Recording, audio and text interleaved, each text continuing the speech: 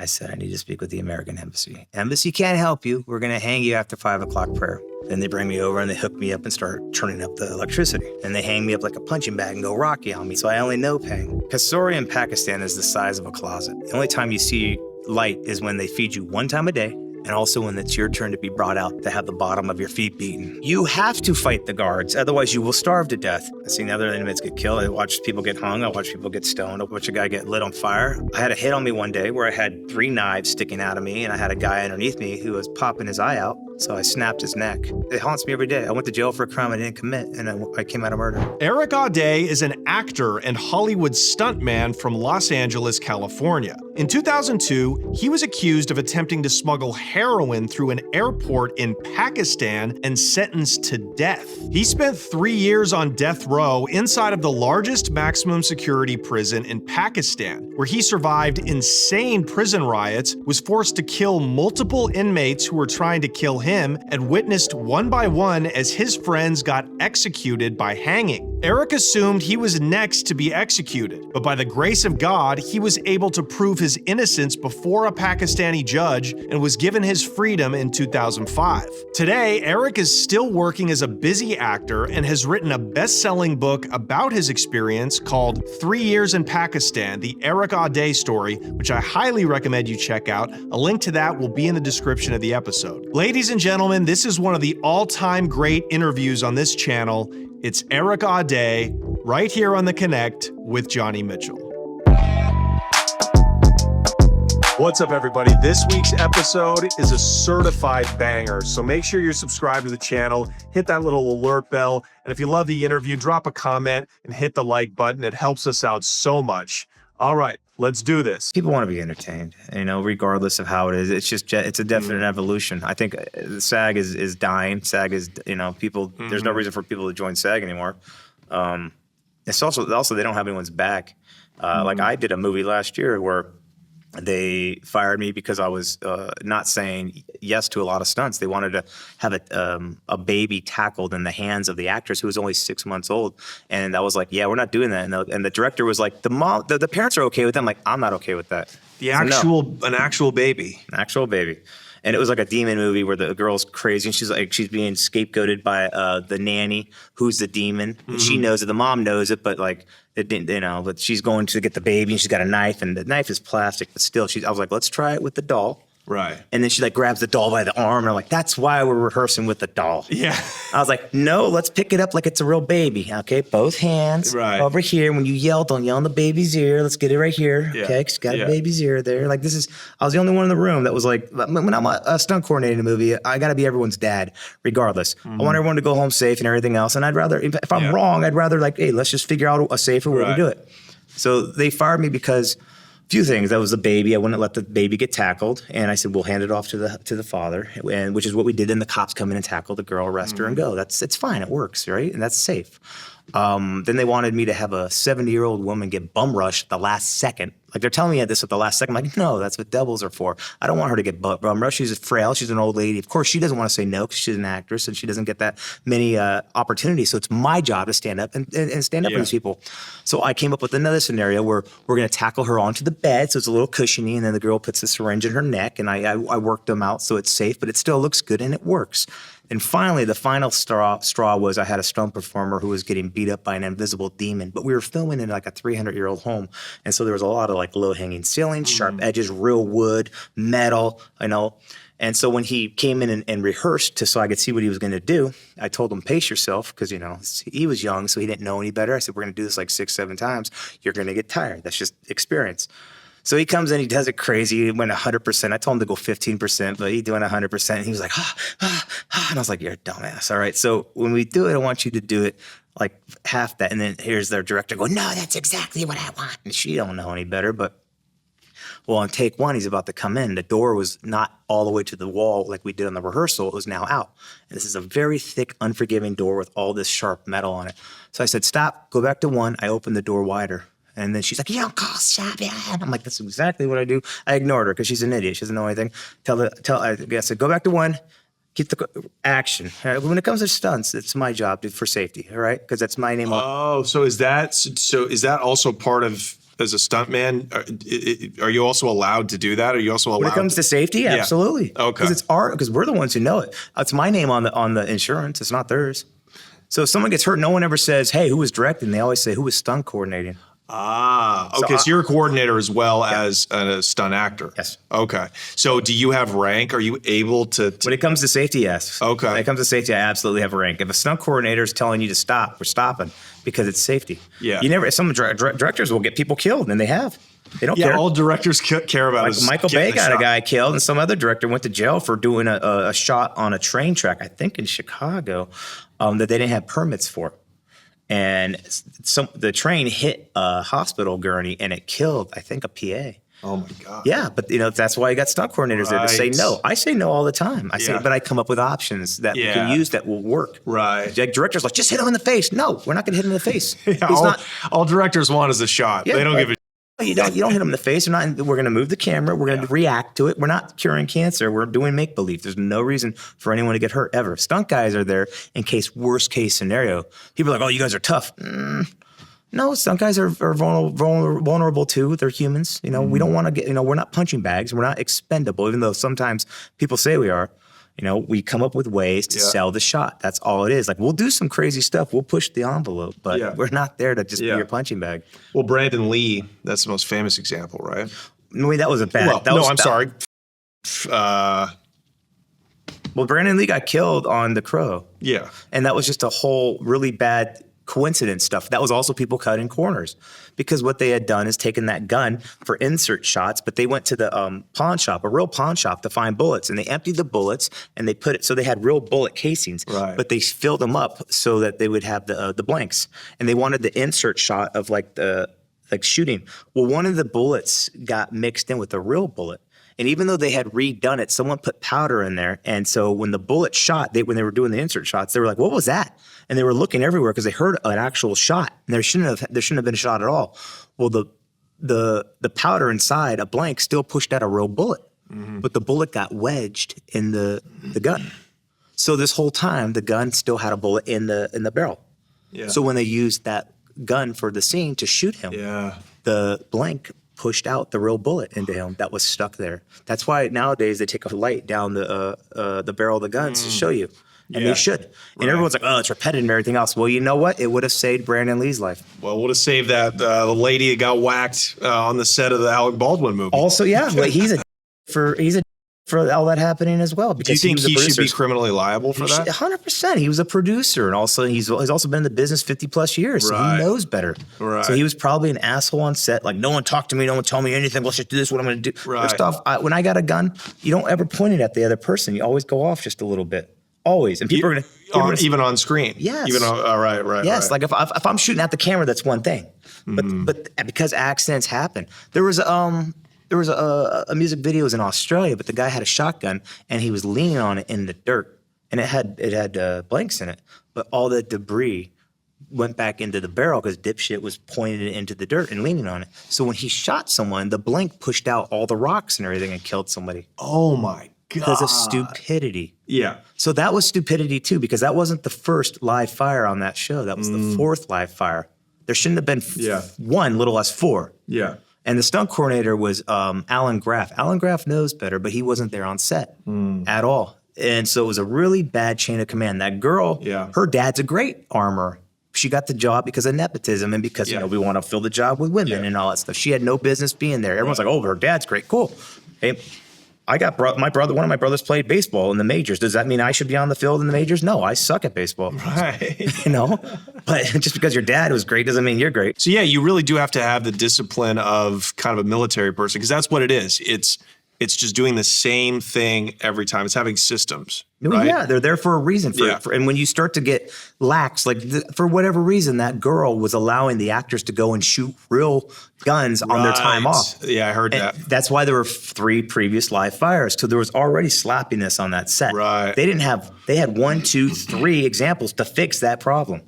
And then you've got Alec Baldwin, who obviously is his own guy and does whatever he wants. Yeah. Going and doing a scene without the stunt coordinator there. First off, the guy who took the gun shouldn't have been able to do it. Should have gone from the armorer to the actor after she did the whole look down the barrel, empty it, just to make sure. Oh, so they shoot it till it's empty. I do. Okay. I do. And everyone does things different. You can always look. There's a million ways to get to the number 10. Everyone does things different. I've watched so many people do things differently. When I get on set, I'll go like, "That's not how I would do it," but it works. And there's a saying. If it's stupid and it works, it's not stupid. But I will go even on airsoft guns. Here, see, it's airsoft gun. Look, there's no reason not to. It takes 2 seconds to do it, and it's just everyone wants to see it. Everyone should have that right too. Yeah. And let's go film this scene. What's your last name? Audé. What is that? What is that? It's French. French. Yeah, like you're having a very odd day. Yeah, Audé. Yeah. How do you know Vincent Vargas? I know Vincent because I've done his podcast a couple of times. All right. We're kind of in the same space. We do this narco kind of, he does more, he just focuses on like narco going on in Mexico and, law enforcement and stuff like that. So I talk to people of all different criminal, not just criminal backgrounds, but have crazy stories about criminality or incarceration. And we've been down to Mexico quite a bit. We've had some real cartel guys on the podcast. So he reaches out for my expert opinion, which of course I'm not, but I do know now, just in the course of doing this show about, international drug trafficking and narcos and cartels in Mexico. Did they ever share with you what their ways of getting drugs across are? Dude, absolutely. This last guy, about a month and a half, 2 months ago, fat mask guy. Yep. He broke it down to me in the most illuminating way. And I'm like, oh, I feel like I finally know how cartels work after just having him on. And it's really nothing, it's nothing mysterious. It's cargo, it's freight, it's logistics, and just odds. That's all it is. A trucking company. That's why you see all these Indians and these Pakistanis, speaking of Pakistanis, getting arrested because they're the ones who own these huge trucking companies in America. It's a lot of Indians, right? The owner of the company is in on it. Sometimes the drivers are, sometimes not. So they got a lot of dupe drivers. They got dupe drivers. I believe it. They get, and then you've got our friend who's been on the show. He's got a crew of distributors. He's Mexican. He grew up with affiliations with the Sinaloa cartel, right? Grew up in Mexico, but he lives here now. And his partner is still in Mexico. They've got their sources in Colombia who get it to Mexico. That's none of their business how they get it there. Submarine, maybe it's sent to Panama and then driven overland, whatever it is. They've got their Mexico price. Boom, he gets a call from his partner. Hey, we got a load of 2,000 bricks in, just say it's like Colima, which is south of Jalisco, I think. Yeah, so, and then he calls up the owner of the trucking company. That guy dispatches to, could be a woman that lives in Iowa. Hey, we've got a load down in Colima. We've got some cargo. This is the rate that we'll pay you, blah, blah, blah. She just takes one of the trucks all the way down into Mexico. They have drivers from Canada that go all the way down into Mexico, pick the load up from the port, drive that bitch over the border. It's crazy. Then they got stash houses in Los Angeles. Yeah, how many of them are getting caught, though? I mean, the ones that are getting caught are probably not as many as the ones who get through.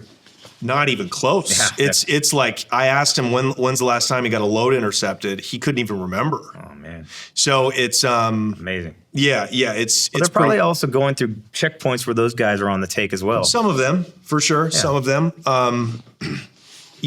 But I don't think the drivers get a lot of time because they do have plausible deniability.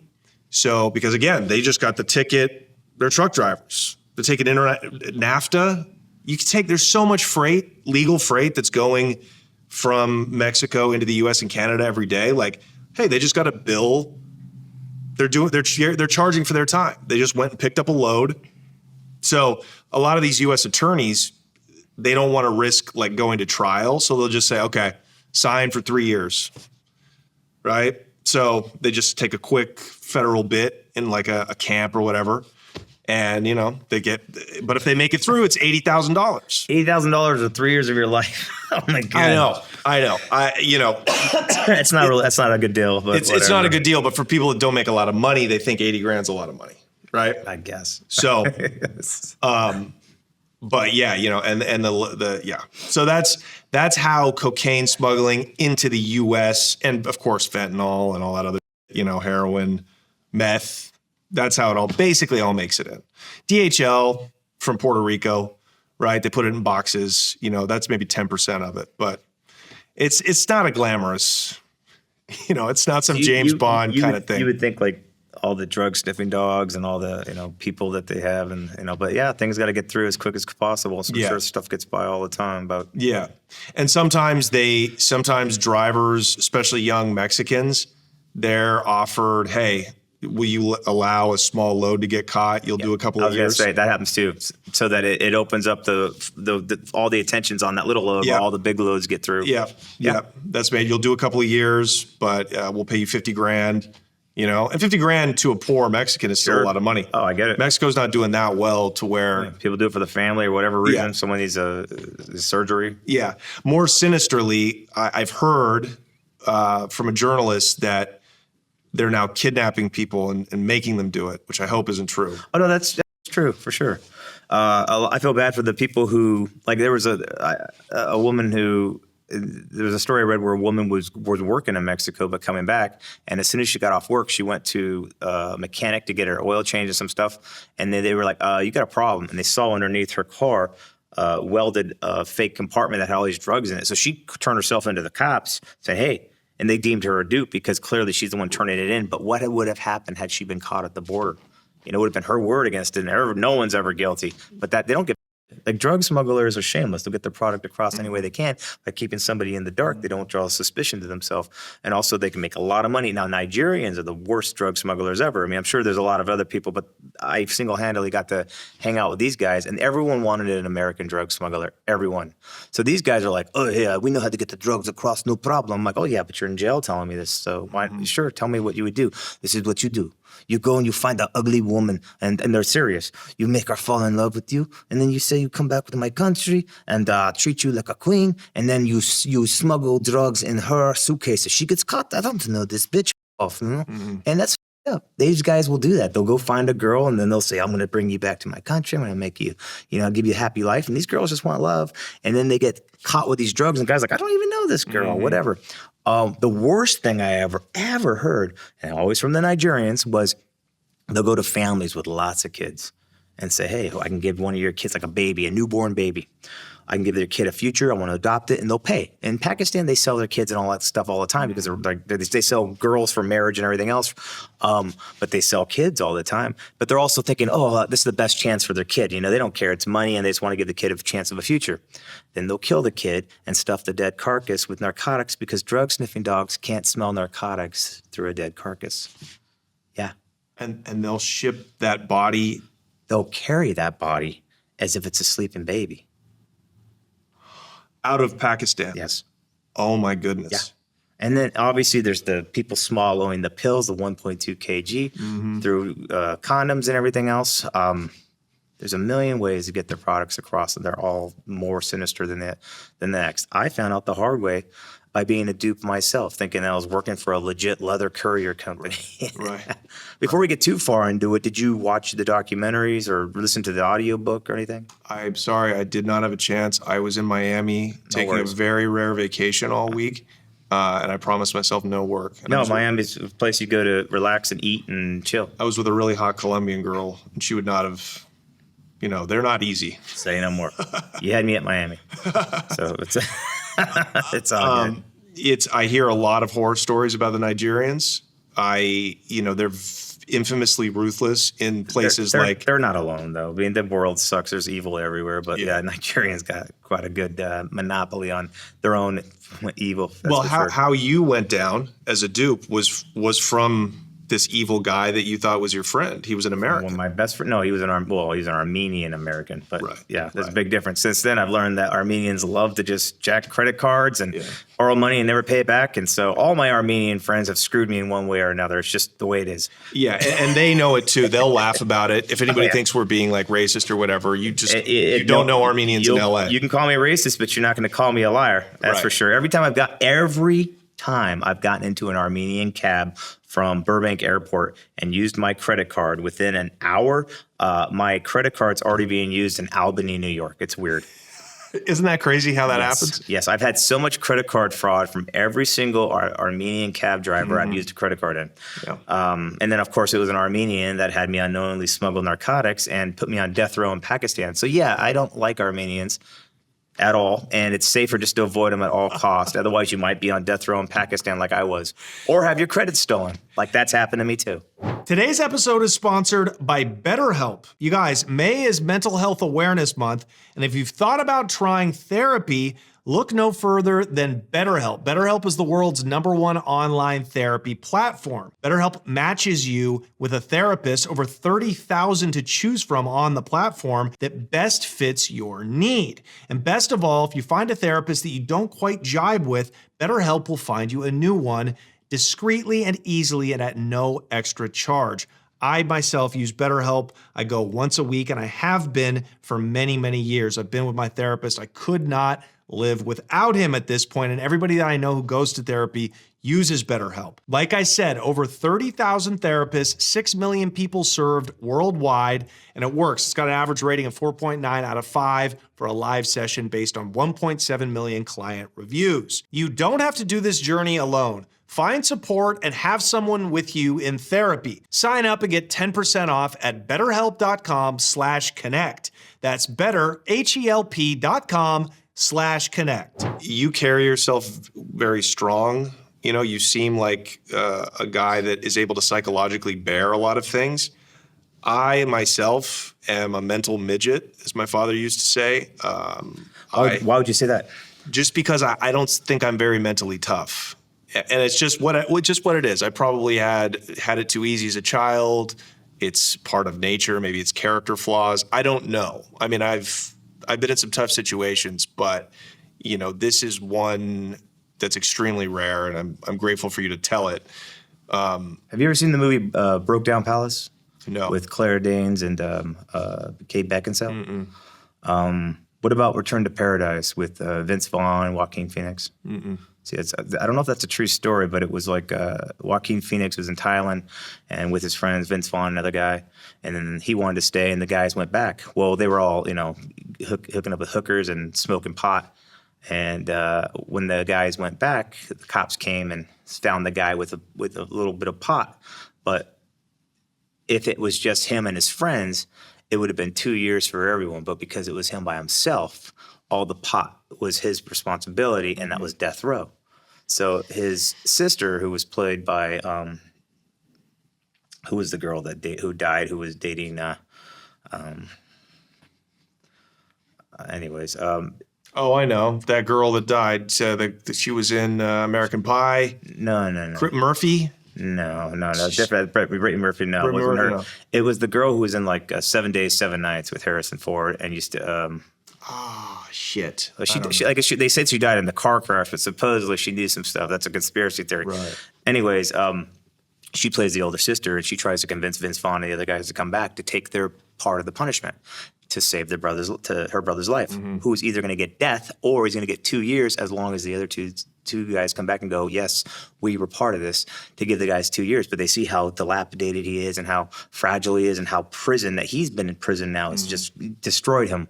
So they're like, no, screw that. I'm not going to do it. Vince Vaughn does it. And they still end up hanging the guy because the other guy bounced. But when I watched that movie the first time, I watched it when I had never been to jail. Yeah. And I was like, could I do 2 years for a friend? Damn, like it would have to be a really good friend. Well, now after I've gone to jail, I'm like, oh shit, I do 2 years with my eyes closed. It'd be easy. People think, the reason I bring that up is like, you ever jump in a pool and swim around and it's like freezing cold, but then like after 8 seconds, all of a sudden it feels good? You adjusted that quick. You're built to adjust. Absolutely. We think we're not, but we're absolutely built. Our bodies are built to adjust. Our mind is our most powerful weapon. Our bodies are just the greatest instrument we'll ever own. Everyone, whether they like it or not, is built to adapt to a situation. We hope we don't have to go through a bad situation, but the truth is we're meant to adapt to whatever's thrown in front of us. So it's all mental. It's all mental. I'd rather have a great attitude in a bad situation than a bad attitude in a great situation. Amen. Yeah, I think just the facing potentially being hung, as I think you said a friend of yours on death row in Pakistan was hung. I think that is kind of what I was referring to. I mean, yeah, you can survive horrid conditions, but I think to keep fighting, even in the face of what looks like certain death, is not something that everybody just has the strength to do.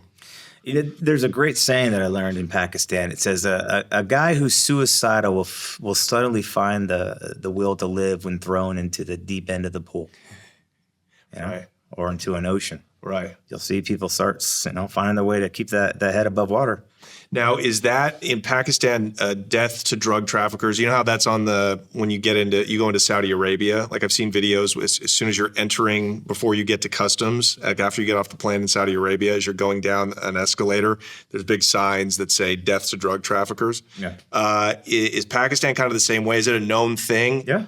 Like 1 kg it's up to the discretion of the judge. So if the judge got in a fight with his wife that morning, he could absolutely take it out on you. It's also a very corrupt country. So the corruption actually works in your favor if you're guilty, because if you're innocent and you fight it, you can be severely penalized for it. So 1 kg, which is 2.2 pounds, it can be anywhere. It's a big window, 1 year to death. It's up to the discretion of the judge, whatever judge you get.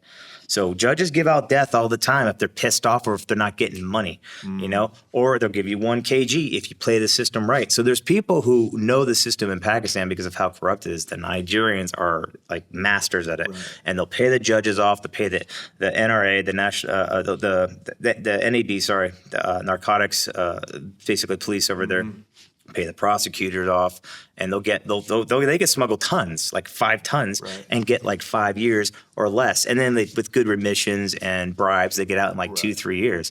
But I was innocent, so they threw me on death row, and I wasn't pleading guilty for a crime I didn't commit. So I was put on death row, and then I got my sentence reduced to 7 years, 3 months, and then I got myself out in 3 years because I became a lawyer while I was over there. Okay. So if you're innocent and you fight it, you're going to be like, even in America where we're supposedly educated, there's people here who don't know, they're scared to try to fight it and prove their innocence. So they're always copping pleas to crimes they had nothing to do with because they're worried that if they lose, they're going to have the key thrown away, or they're going to face such a bigger punishment for something they didn't even do. And that's here in America. So people are constantly copping pleas all the time. There's a lot of innocent people in jail all over the world, but especially in America. And before I went to jail, I would think, hey, possession's 10/10 of the law if you were stupid enough. But no, it's drug smugglers are shameless. They can keep you in the dark. They won't have to pay you what you're worth. Also, they figure you won't draw suspicion to yourself because you don't know you're being used to smuggle anything illegal. It happens all the time. Yeah, and in America, that's a tactic just to get you to plead guilty. We're going to threaten you with the book.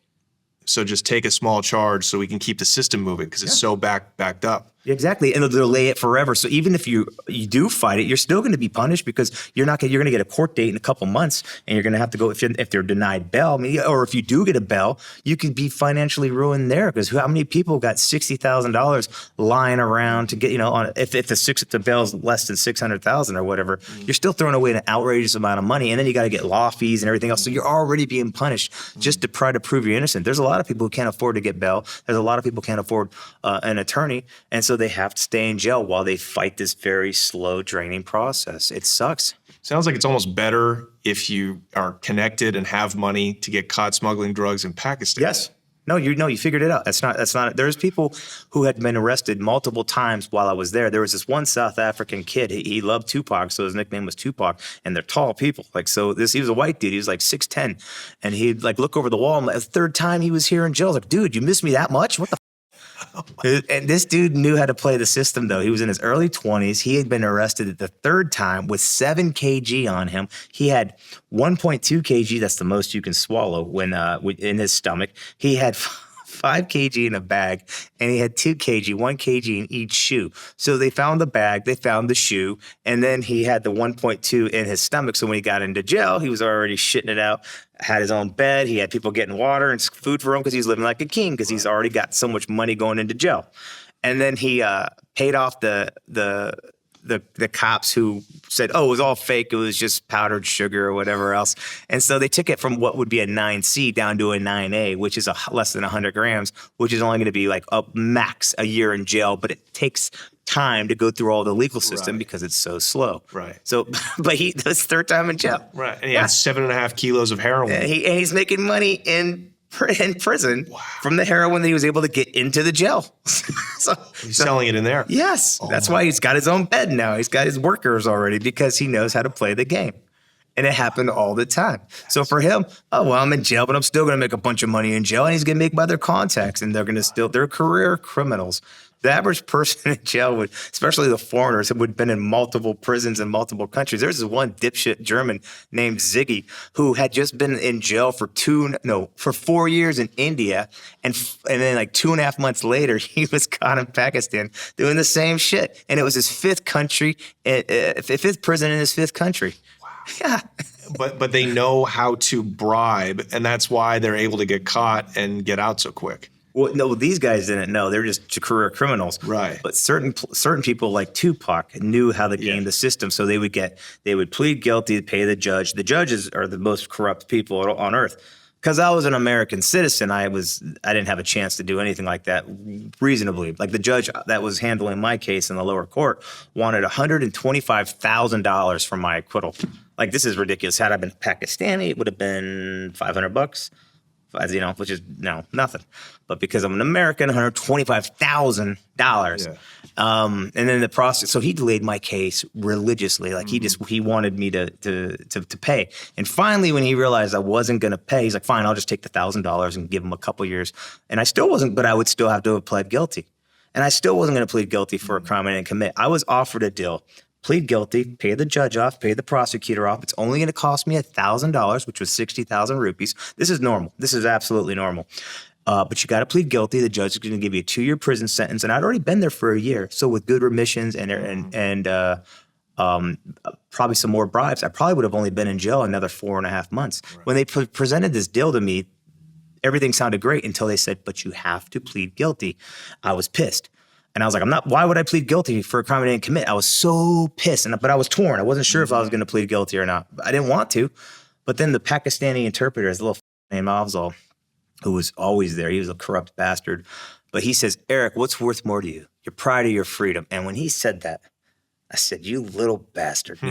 Because that answered my question for me. And my pride was worth a hell of a lot more than my freedom. So I refused to plead guilty for a crime I didn't commit. And then he delayed the case like 2 more days because he wanted my attorneys and everyone to talk to me. And the embassy, I don't remember this woman's name so long ago, but she was so pissed off at me. She was like, "You're a punk. No one cares. It's Pakistan. Just go home. You're putting our lives in danger." I was like, "Then don't visit me. Don't visit me." Because the embassy, they had some issues. Like someone threw a bunch of grenades at a church on the day after St. Patrick's Day, the first year I was there in 2002. And thank God it was the day after St. Patrick's Day because everyone was hungover and they didn't go to church. But the ones who did got, they killed like, I think 7 or 13 people. I don't know why. I'm not forgetting. You'd have to Google it. And then they had like a little rockets shooting at their convoys occasionally when they were coming to visit me. So yeah, their lives were in danger. But anyways, I wasn't going to plead guilty for a crime I didn't commit. Right. And then I was on death row. But I got taken off death row when a new superintendent had come. And this is, I know I'm all over the place a little bit. It's okay. It's okay. It's all in my book. Today's episode is also brought to you by Lucy. You guys, I've tried a lot of tobacco-free nicotine products lately. I've tried gum, I've tried those mints, I've tried the lozenges, but nothing hits for me like Lucy. Let me tell you why. Lucy is a premium 100% tobacco-free nicotine pouch made for true pouch connoisseurs. You get the Lucy pouches and Lucy breakers, which deliver long-lasting flavor for a seriously satisfying pouch experience. And Lucy has all different kinds of flavors and strengths depending on what you're looking for. I personally take these before I go to the gym. I like to keep energized and focused, so I take like a 6 milligram wintergreen, put it in my lip, forget it's there, and I have the best workout of my life. And they've got pouches that go up to 12 milligrams in strength. If you're a real man, I'm gonna work up to that and get some hair on my chest. And check it out, Lucy also has the Lucy Breakers. These are where it's at. Lucy Breakers are nicotine pouches with an extra surprise. Each pouch holds a hydrating capsule in it. It cracks when you bite into it for an instant burst of long-lasting flavor. Lucy is the only pouch that delivers long-lasting, on-demand flavor. And we've got an offer for you guys. Get 20% off your first order when you buy online at lucy.co/connect with promo code CONNECT. And if you don't want to wait, check out their store locator to find Lucy near you and grab it today. And now here comes the fine print. Lucy products are only for adults of legal age, and every customer is age verified. Warning, this product contains nicotine. Nicotine is an addictive chemical. Do you think the death penalty is threatened as a bribing mechanism? Like the judges, they know they can get paid off, so they say, hey, we're going to kill you unless you give me $100,000. Probably. I mean, it seems like that. How do you go from getting a death sentence all the way down to, hey, just plead guilty and do a couple of years? It's a lot of corruptions. It's like buying a rug in Turkey. You know, there's a lot of negotiating going on.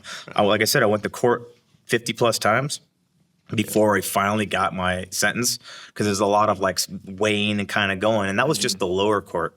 The higher court is a bit different, because the lower court's only up to one judge. There's no jury here, but the higher court is two judges, and they swap them. It's a rotating schedule, and the reason why they do that is because they don't want two judges to get too comfortable with each other, because then that'll up the chance of them being bribable.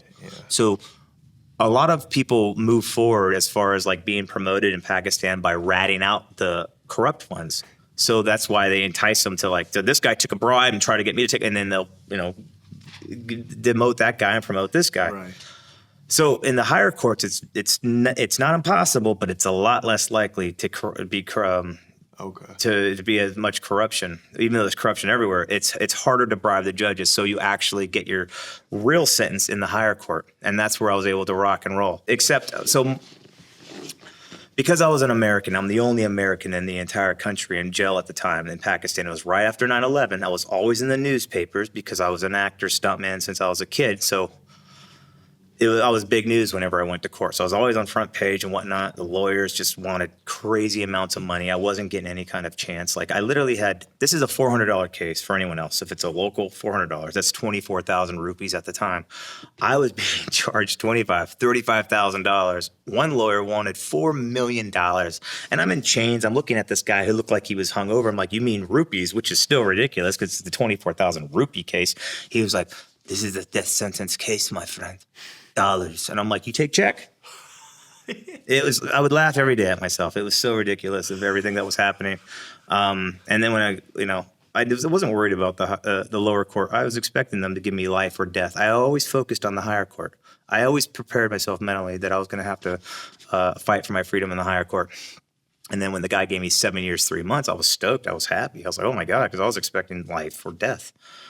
So higher court was going to take a while. But my mom at the time, the problem with my mom being involved is it was hurting me. It was hurting me really bad. Not intentionally on her part, but Pakistani people in America are pieces of shit, all right? They don't see a situation and think, that's up. I'm sorry. I wish there was something I can do. They see an opportunity. They say, oh, I absolutely know someone who can help you. My cousin or my brother or so-and-so is a lawyer. He's high ranking. And what they're doing is they're trying to find ways to get kickbacks and money and all this stuff. So my mom was getting siphoned left and right by all these scumbag hustlers who were Pakistani, making empty promises. She'd get some money. They'd disappear. And they were ghosting her left and right. I'm like, stop giving these idiots money. They're a bunch of leeches. Stop it. You're making my life worse. She found someone through her Pakistani connections that was like one of the best lawyers in Pakistan. Like he had a good reputation in Pakistan, and it was like really exaggerated. Like when the other prisoners heard of this guy, his name was Sadir Khan or Sadak Khan. I'd have to go back and look at my notes, but people would literally exaggerate. They're like, man, when he's done talking to the courts, the judge will get up and start clapping. Like it was so over exaggerated. I'm like, all right, everyone agrees this is a good lawyer. My mom's like, he's going to take the case pro bono. I'm like, that doesn't sound like a Paki at all. And she's like, just trust me on this. And here I was just sentenced. I'm like, I don't want to trust my mom on this. And I just smuggled the phone in and I'm trying to calm her down. I'm like, look, don't trust these people. He's taking the case pro bono. He just wants the exposure. I'm like, maybe, I don't know. This guy lives in Lahore. I'm in Islamabad. Well, I'm in Rabat, or not Rabat. I'm in Rawalpindi, which is about an hour or so east of Islamabad. And I'm like, all right, let's see what happens. So I'm thinking this guy's going to come to the prison and meet with me, and we're going to have a game plan. He never comes to the prison, but he's in the newspaper all the time talking about how I'm representing the famous Hollywood actor, Erik Anthony. They always went with middle names. They never went with first and last names because they got like 5 names, And it's like happening all the time. And then finally, like after months, I'm like, what is going on with my case? Because I have no idea what's going on with my case because this dude's not coming to the prison to talk to me. And finally, like, because I had a smuggled phone in the prison, I'm finally able to get an answer out of my mother. I'm like, what is going on? Because she's acting like she's crying. I'm like, oh, Jesus. All right. So what's the good news? He says he can have you out of jail next week. Okay, that's a lie. That's impossible because now I got to get a visa. I know how the system to get out, like, because I'm a foreigner. If I was a local, you can get out, but not if you're a foreigner. You have to go through a bunch of steps to get a visa to get to the airport. It takes months. So I know that's a lie. And I go, okay, but what's the problem? She goes, he wants $9,000. I'm like, what do you mean $9,000? I thought you took the case pro bono. I'm like, how much have you given this guy? She was giving him thousands and thousands and not telling me because I had already warned her months back after I'd been sentenced that this is how these people were. But of course, I don't know what I'm talking about, even though I was right. And sure, she was getting funneled all this money out by this guy. I said, 9,000? All right, that's very nice. And then she said, he says that if he can't get you out from the high court, he's oh my God, I turned it around. He wanted $25,000, which was the remainder of his fee for the high court. And I was laughing about that. The remainder of his fee, and that's how I learned that she had been giving him money. But he said that if he can't get me out in the high court, he's only going to charge $9,000 for the Supreme Court. And it was basically saying, not only am I going to your son, I'm going to him again. Right. Just like, Mom, you're being involved. This completely me over. So I said, I'm sorry. And literally I hung up. I was pissed, but I should have known this was happening. I wasn't shocked. Mm-hmm. So I wrote to the embassy and I told them my mom is no longer allowed to have any information on who I'm having represent me in it because her being involved is screwing me because the lawyers don't want to deal with you if they know you got a small pool because you're in jail. But if they got someone else outside on your behalf, the resources are endless. That's how they look at it. Right. So they want to go for a family member or a loved one so they can siphon off whatever they can because they don't see a human being. They see an opportunity to just milk everything they can out of you. So I let the embassy know, don't tell my mom anything. She's not allowed to be involved because she's going to meddle and she's going to f things up. Not intentionally, it's just the way it is, all right? I have to do this on my own. Embassy was actually happy about that because now they didn't have to deal with her anymore because she was calling him and bothering him and everything else. And you want someone fighting for you, but unfortunately, when they're fighting for you and they're muddying the waters, it's just going to make it impossible. Then I wrote a note to this lawyer who lived in Lahore. Mr. Sadak, I'm sorry I can't afford $25,000. I'm going to find other legal representation. Take care. God bless. That's it. I sent it to him. All he had to do was say, oh, that sucks, and go on with his life. So I can't, now that I'm convicted in Pakistan, the embassy doesn't have to get me another lawyer. They don't have to help me anymore. All they have to do is come see me every 4 months. That's it, by law, to make sure that I'm not being treated any differently than anybody else. The American embassy. Correct. And that doesn't say a lot because people are being tortured and starved and all the time. But I don't care if the embassy came to see me because I'm adjusting to the system and work in the prison and I'm doing just fine. But I still need a lawyer. So I'm trying to get outside lawyers to come into the prison to help me, but they need the embassy's permission or the backing to come see me. But now that I'm a convict, I don't have that anymore. So no lawyer is coming to the prison to come see me. And while this is happening, Sadir Isaac, cocksucker from Lahore, got on a plane, flew all the way to Islamabad and says, my client is happy with the 7-year, 3-month prison sentence. I withdraw my appeal, costing me my one chance in high court. So my mom being involved is about to cost me another 1.5 years in jail, unfortunately. That sucks. This is where I'm like, well, that sucks. And I learned about all this through the newspapers, by the way, because it was like front page, the American loves prison. I'm like, you sons of bitches. Wow. Okay, so before we figure out how you actually got out, let's talk about what got you in. Well, I was arrested with 3.6 kg of opium. How they pronounce it is opium. I was working at a gym in Burbank as a trainer back in '99, and one of my clients was a very successful Armenian businessman. His name was Ray Gazarian. That's how I'd always known him. It turns out that wasn't his real name. His real name was Razmik Manassian, but I wouldn't learn that until I was in jail. Ray Gazarian and I would work out 3-4 times a week. And when you work out with someone that much, you become friends. You don't just talk about working out. You talk about women, sports, whatever. You become buddies, and we became good friends. 9 or so months later, my girlfriend broke up with me. I was depressed. He knew I was depressed because it was my friend. He knew there was something wrong with me.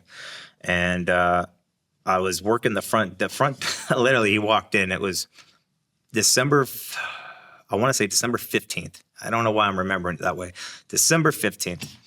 And he was like, you need to make a trip for me because I was depressed. And a week later, I was on my first trip out of the country to Turkey. That quick. He saw an opportunity to strike and he took it. What did he tell you he did? Well, he had a used car dealership. He had leather stores. He was a very successful Armenian businessman. I mean, he was a businessman. And he was hiring people in their late teens, early 20s, college kids to travel around the world for him, importing expensive leather goods and paying them for it. Now, here's how the hustle went. Supposedly, we're bringing back $25,000 to $30,000 worth of leather goods. But by sending someone like you or me or someone else over there on a free trip, and then they have to bring back all this stuff in their own clothing or in the suitcase that they're given as their own clothing, he's saving $15,000 to $16,000. You get $800 spending, you get a free trip. He saves a ton of money. On the taxes, you mean? Correct. On the import tax. Because there's a 40% import tax back into the U.S. I mean, have you ever been out of the U.S. and come back? Yeah, but not with goods. But they give you a paper to sign. Right. You have to. Everyone gets that paper. Have you brought anything to declare? Everyone gets that paper. Is there really a 40% import tax even back then? Yes, back then, yes. I thought that, the tariffs were this big failed thing that Trump tried to do last year. No, tariffs have been around for a minute. They've been around forever. 40%. 40%. Murder. Yes. So we're bringing back $25,000 to $30,000 of leather goods and bags and skirts and shirts and pants. But by sending someone like you over there, claiming it as your own clothing, they don't have to declare any of that. Got nothing to declare. So you knew you were doing this and you figured, okay, this is just like dodging taxes. This isn't big. This isn't like a crime. See, at the time, I wasn't like my mom and everyone was like, I told everyone I didn't hide this at all because I was like, it does sound too good to be true. And so, all the kids I say kids, everyone's a kid now and who's under 25, but everyone that was making these trips were coming back talking about great trips in Italy and Turkey and Sweden, and I was jealous. But I still brought it to my mom, who worked at the sheriff's department once upon a time in her life. And she had friends who were also still in the sheriff's department. So when I told her what was going on, she had a friend of hers who knew a little bit more about people who did stuff like this and had this guy actually call me. And my question was, he's like, so what, they're bringing in stuff? And I was like, yeah. He goes, people do this with rugs. They do it with jewelry. They do it with other things. He goes, it's very common. And I was like, so will I go to jail? Like, that was my question. Would I go to jail for it? He's like, no, they'll confiscate it, give you a fine. But I was like, really? He compared it to a jaywalking ticket. He goes, it's illegal, but you're not going to go to jail for it. I was like, okay. As soon as he said, I'm not going to jail for it, I was all in. I wanted to go and travel the world and do cool stuff and have threesomes like my friends were having. It was, it sounded like a great opportunity. So you had friends that had done this for this businessman? Yeah, at the gym. Right. I was at the gym for 9 months before I'd gone on my first trip, and I was watching all these other people make these trips. Right. And they were coming back, and I mean, you become friends with everyone at the gym, especially all the regulars. It's just it's just what's going to happen. And were you working as a stuntman at this time? So somewhat, not as much as I do now, but yeah, I've been working as a stuntman actor since '92. Right. So like when I was working at the gym, I worked the nighttime shift so I can keep my days open, and so I can still audition and everything else. And then I was working. I could pay my bills from the work I was getting, but you always wanted to keep a job there just in case, because you never knew when your next job was. Fortunately for me, I was working all the time. I was doing Dude, Where's My Car? I was doing Bounce. I was doing TV shows, guest stars, reoccurring, and I was going to network all the time for different shows. It came down to me and like 3 others for Kelso on the 70s show that Ashton Kutcher got. I actually booked Steve Stifler in American Pie, and I got paid for a week of work I never did. I was told that they wanted someone to look goofier, and I looked too much like the Klein kid at the time. It came down to me and Josh Hartnett for Virgin Suicides for Sofia Coppola. So I was screen testing with all these people for these roles. Right. And it came down to me and Stephen Howie for Reba. So you were really almost breaking in. Well, I was right there. I was going into the big rooms and sitting with in a small room with the guys who would end up going forward. Yeah. But I was still getting co-stars and guest stars and nice small little reoccurrings on all these shows. So I was still being filled in where it was appropriate. So how much were you were getting $800 a run? Yes. Which is nothing. No. But I started when I was 19. So he wanted me to go every month, and I was working. I was working on Scorpion King. I was working on Planet of the Apes. I was working on Dude, Where's My Car? You know, I was actually making I was making a good living as an actor / stuntman. But I wanted to keep these opportunities open. So I was encouraging them to all my friends, my family, my brothers, my mother. I thought it was a great opportunity. And so I encouraged it to everyone. And so then I would, when I had some time off, nothing was going on, I was like, hey, I'm available. I can go again. And then I would go again. And then time would go on. Hey, can you go again? I'm busy. But I didn't want to lose these opportunities. So people were going on these trips because of my recommendation. Right. And so no one got caught, thank God. God, I would have felt terrible had someone gotten caught because of me. Right. The final trip was Hang on, just because I want to build up to it. How many trips had you made before the trip where you got caught? Only 2. To where? Turkey, but then on the way back, I'd come back through Sweden. And he gave you the routes. Obviously, he had the itineraries. Yeah, he booked everything. Right. Okay. Yeah. So you're going to Turkey and you're picking up leather. Correct. Leather, what kind of leather? Like jackets, shirts, skirts, clothing. Right. Yeah. And it's cheap as shit over there, right? I guess at the time. I never actually purchased it. His contacts would meet me. I'd have a little manifest. I'd have to go through everything to make sure it was in good condition. See if it was tattered and everything else. They made it as official as possible. Right. And then I would come back through and just go through customs and have a good time in Turkey and get a free vacation or have a good time in Sweden. Right. And Turkey is a cool country too. I mean, if you ever go to Turkey, if you can, it's a beautiful country. But make sure you pack your own stuff. Don't ever carry anything for anyone else. And plus, I was 19. Look, when you're 19, you think you know everything. You don't know shit. You don't know anything. And I never thought that someone could do this to somebody else. Now, people who are criminals, I'm 46 now, but people who are criminals go back and get in trouble again and again and again. I haven't been back to jail or in trouble in any way, shape, or form. I won a $20.4 million suit against the dipshit that set me up. I could have gone home early had I just pled guilty, but I refused to plead guilty for a crime I didn't commit, facing a possible death sentence, and I still refused to plead guilty.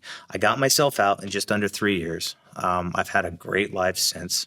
I got 2 documentaries about my life. I'm still doing stunts and acting. I just bought a couple buildings. I opened up a couple businesses. The only reason I share this stuff with everyone is because I want people to be very well aware of what is actually happening in the world. Had I heard of a story similar to this, I would have been wiser. I would have said, you know what, that's a little too good to be true, and I would have been spry enough to walk away. And so I've had people contact me saying, hey, I was doing something that sounded a lot like what you were doing, and I think I was smuggling drugs. I'm glad you told your story, so I'm not going to get in trouble. I'm happy to hear that. But then I hear all the time from people who have family members who are stuck in other countries, especially when they get stuck in Pakistan, and they contact me, what should I do, and everything else. I say, you tell them that they need to get very comfortable. They need to be patient because everyone's going to try to take advantage of them. Yeah. All right? And they need to find, prisoners that have lawyers that will actually do the jobs, all right? But they're going to have to make friends. I tell them to relax, and they're going to get empty promises left and right. So I try to avoid having them be taken advantage of. Unfortunately, they're going to have to do a little bit of time. And especially if they're guilty, it's going to work in their favor because they can pay the judge off. They can pay the prosecutor off. So presumably that first trip that you made to Turkey and then back through Sweden, you were carrying. 100%. 100%. Because I was carrying 2 suitcases and I was a big kid. I was benching 420 pounds. I was at the gym all the time. I was a gym rat. I didn't do drugs. I didn't drink. I was just a gym rat. And I was a stuntman. I was crazy. I wanted to be an actor. I wanted to be an action hero. So I remember carrying these 2 suitcases that would just absolutely weigh me down. And I had to pay extra money because they were so heavy. And I was so pissed about that. And then when I went to Pakistan, which wasn't even supposed to be my trip, it was supposed to be my older brother Peter's trip. But when he found out it was to Pakistan, he backed out. And thank God he backed out because he was supposed to go to Turkey. Yeah. But then for some reason it was to Pakistan. I can't vouch for Pakistan because I've never been. And I had just booked the show Arliss, which is crazy. I booked a guest star on Arliss. I had a pilot called 360 that I booked the lead on for Warner Brothers that was going to be filming at the end of the month, and another movie called Velvet Blue that I played like a bully throughout. That was going to be like a month and a half after that. I was a working stuntman actor. The day before I went to Pakistan, I was working on the Andy Dick show as his psychic.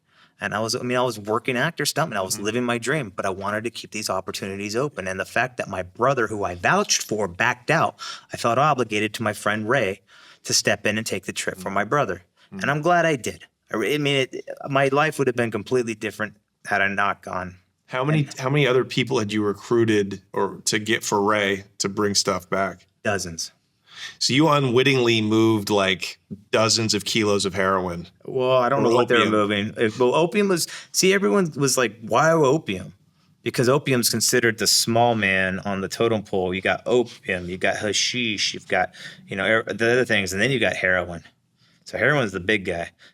Opium's considered the bottom dweller, What do you think the opium that you got caught carrying, how was that resold? Like, I don't even know anything about the opium market. Like, what is this, the 1850s in San Francisco? I have a guesstimate only, but remember when I said the first 2 trips, my arms were weighed down? Mm-hmm. On this trip, I had 1 suitcase and it wasn't that heavy. And instead of me having red flags galore, I was like, all right, I'm not going to get screwed at the airport with the weight. I'm not going to have the inconvenience of lugging around all this weight.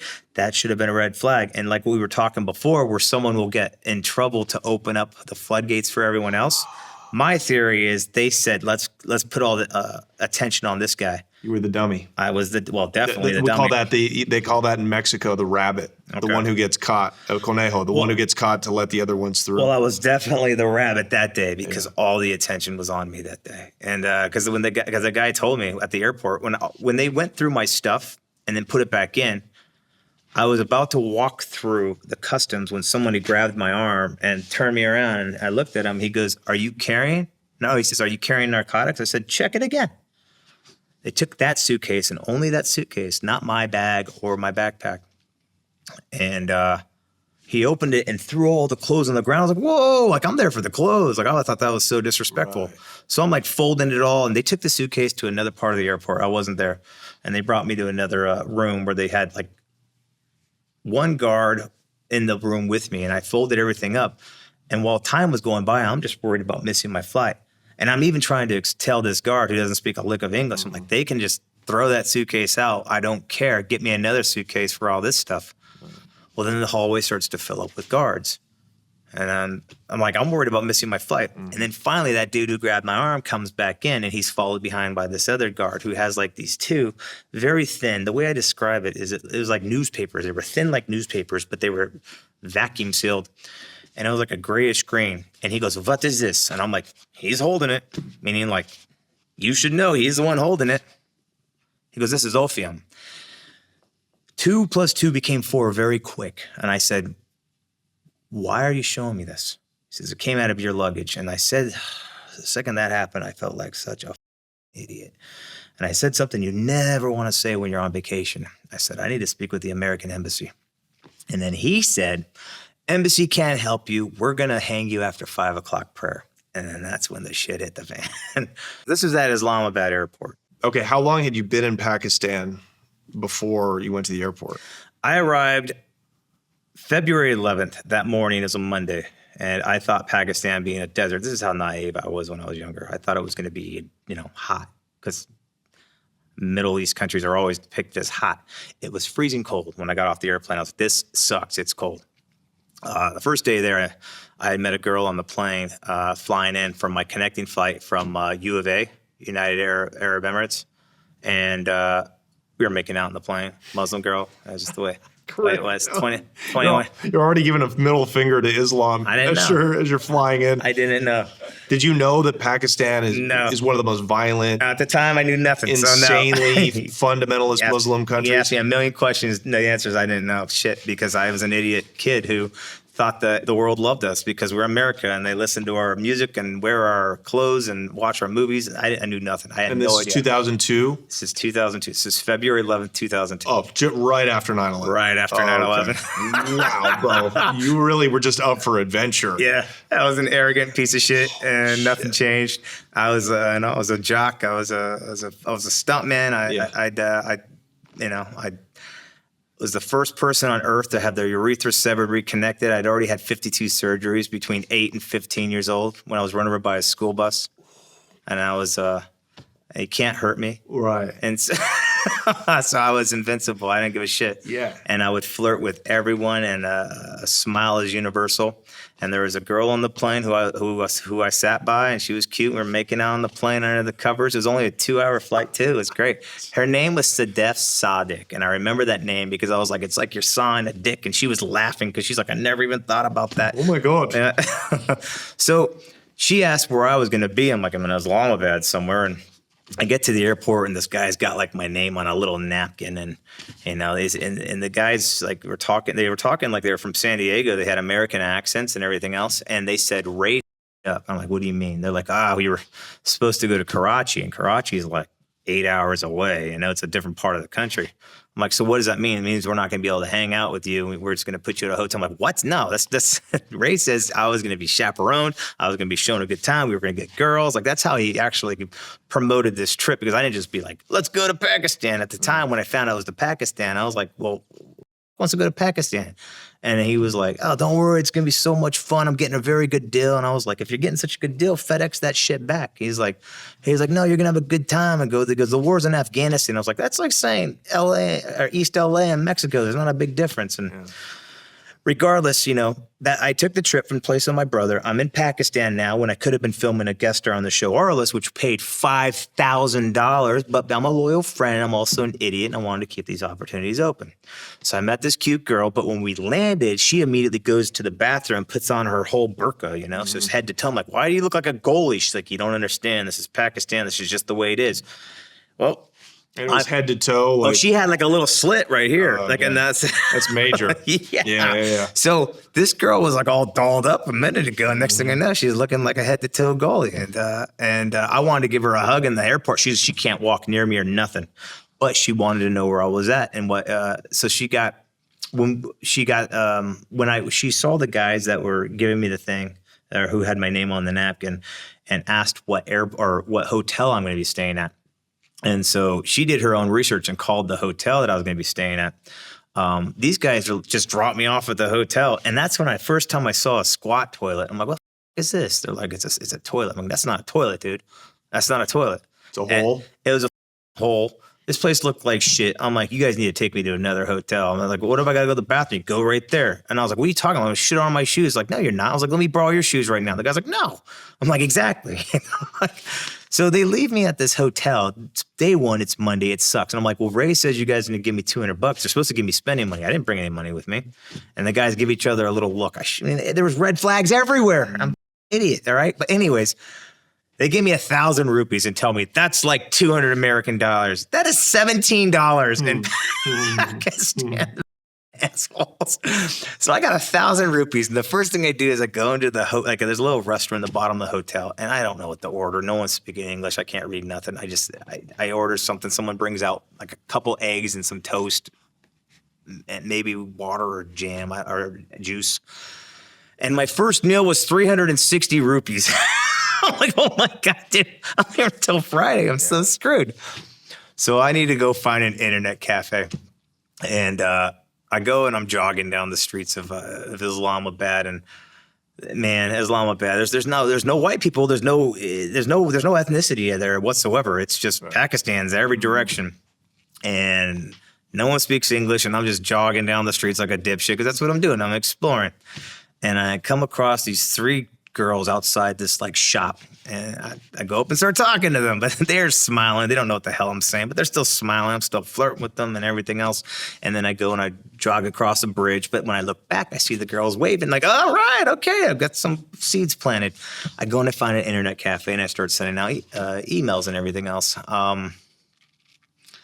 This girl that I'll get to that in a little bit. There was this girl named Missy that I had loved since I was in kindergarten. It's just a stupid love story. Everything I did was for this girl. Every time I would get tired, I was studying. I would study a little harder. Missy doesn't want an idiot. Every time I got tired at the gym, Missy wouldn't want to go out with a fat guy. So she was my motivation in life for every little thing in my life. For some reason, I was head over heels in love with this girl I met when I was 5 years old.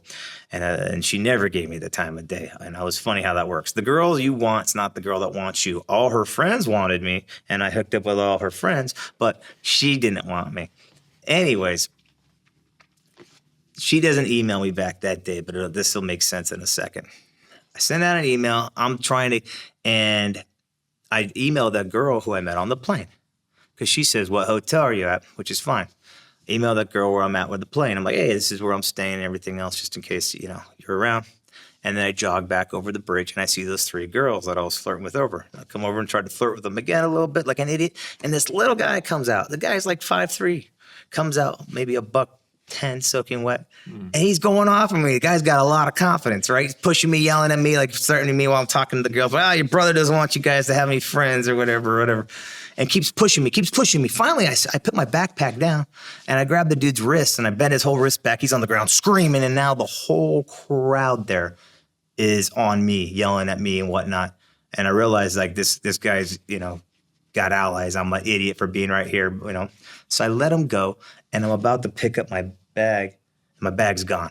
And the one person I know who had it was this woman who wouldn't make eye contact with me, this old lady right here, not making any eye contact with me. And I know it's under her, but I'm already pissed off the whole crowd here with dipshit over here. So I'm losing my CD player. I'm losing my, stuff. Like I was listening to American Pie soundtrack on the CD player jogging around. That sucks. So thank God I got my wallet on me, but I don't have, everything that was in that bag was gone. And I go back to the hotel. Now this girl who I met on the plane had contacted the hotel and then I give her a call from the room and I'm like, "You coming over?" She's like, "Well, I thought you'd be at a closer hotel." And she goes, "But you're going to come hang out with me." So she tells the front desk person how to tell a cab driver how to get to her place. I go downstairs. "Hey, I want to do something fun." So the cab driver's driving me forever. I could have easily had all my organs stolen a long time ago because I just don't care. I don't have any common sense. And we're driving forever. And these aren't like roads. They're like, off the beaten path, and it's all dirt. And the sun's leaving, and now it's nighttime when I get to this house in the middle of like it was weird. It was like a bunch of houses that were built side by side, but all the walls between the houses were covered with broken glass and barbed wire between the houses. And that's the first thing I noticed. And there was a bunch of kids outside this one particular house. The girl comes out to talk to me. She goes, "I up. I told everyone you're an actor, so all the neighborhood wanted to come meet you." Now, because it's after dark, though, her coming out was a big deal. I would find that out later. She was risking a lot by coming out at night to come get a foreigner. So as people talk and people were cocks, and I didn't know anything, so I put her in a lot of danger. She talks to the cab driver. Cab driver wanted like hundreds of dollars off of me. She said, "Give him 100 rupees and tell him to off." I gave the dude 100 rupees, and the guy was like honking, yelling everything in the book at me. Like he was not happy. 100 rupees that's a lot of money, but I'm a foreigner, so they want like a ridiculous amount. I go in the house, they lock the gate, they got guards outside too. And so that's just how these houses have their own guards or whatnot. That's normal in Pakistan. It's a nice house. I go in this house, she goes and makes me a hamburger. She makes me a hamburger, fries with their weird ketchup. That would be the last good meal I eat for a while. So I was like, "All right, what are we doing today?" She's like, "I told my family, my brothers want to hang out with you." 4 brothers, 24 on down to 14, come to hang out with me. And even the 14-year-olds got like little stubbles growing. Everyone else already has their beards going and everything else. Nice guys.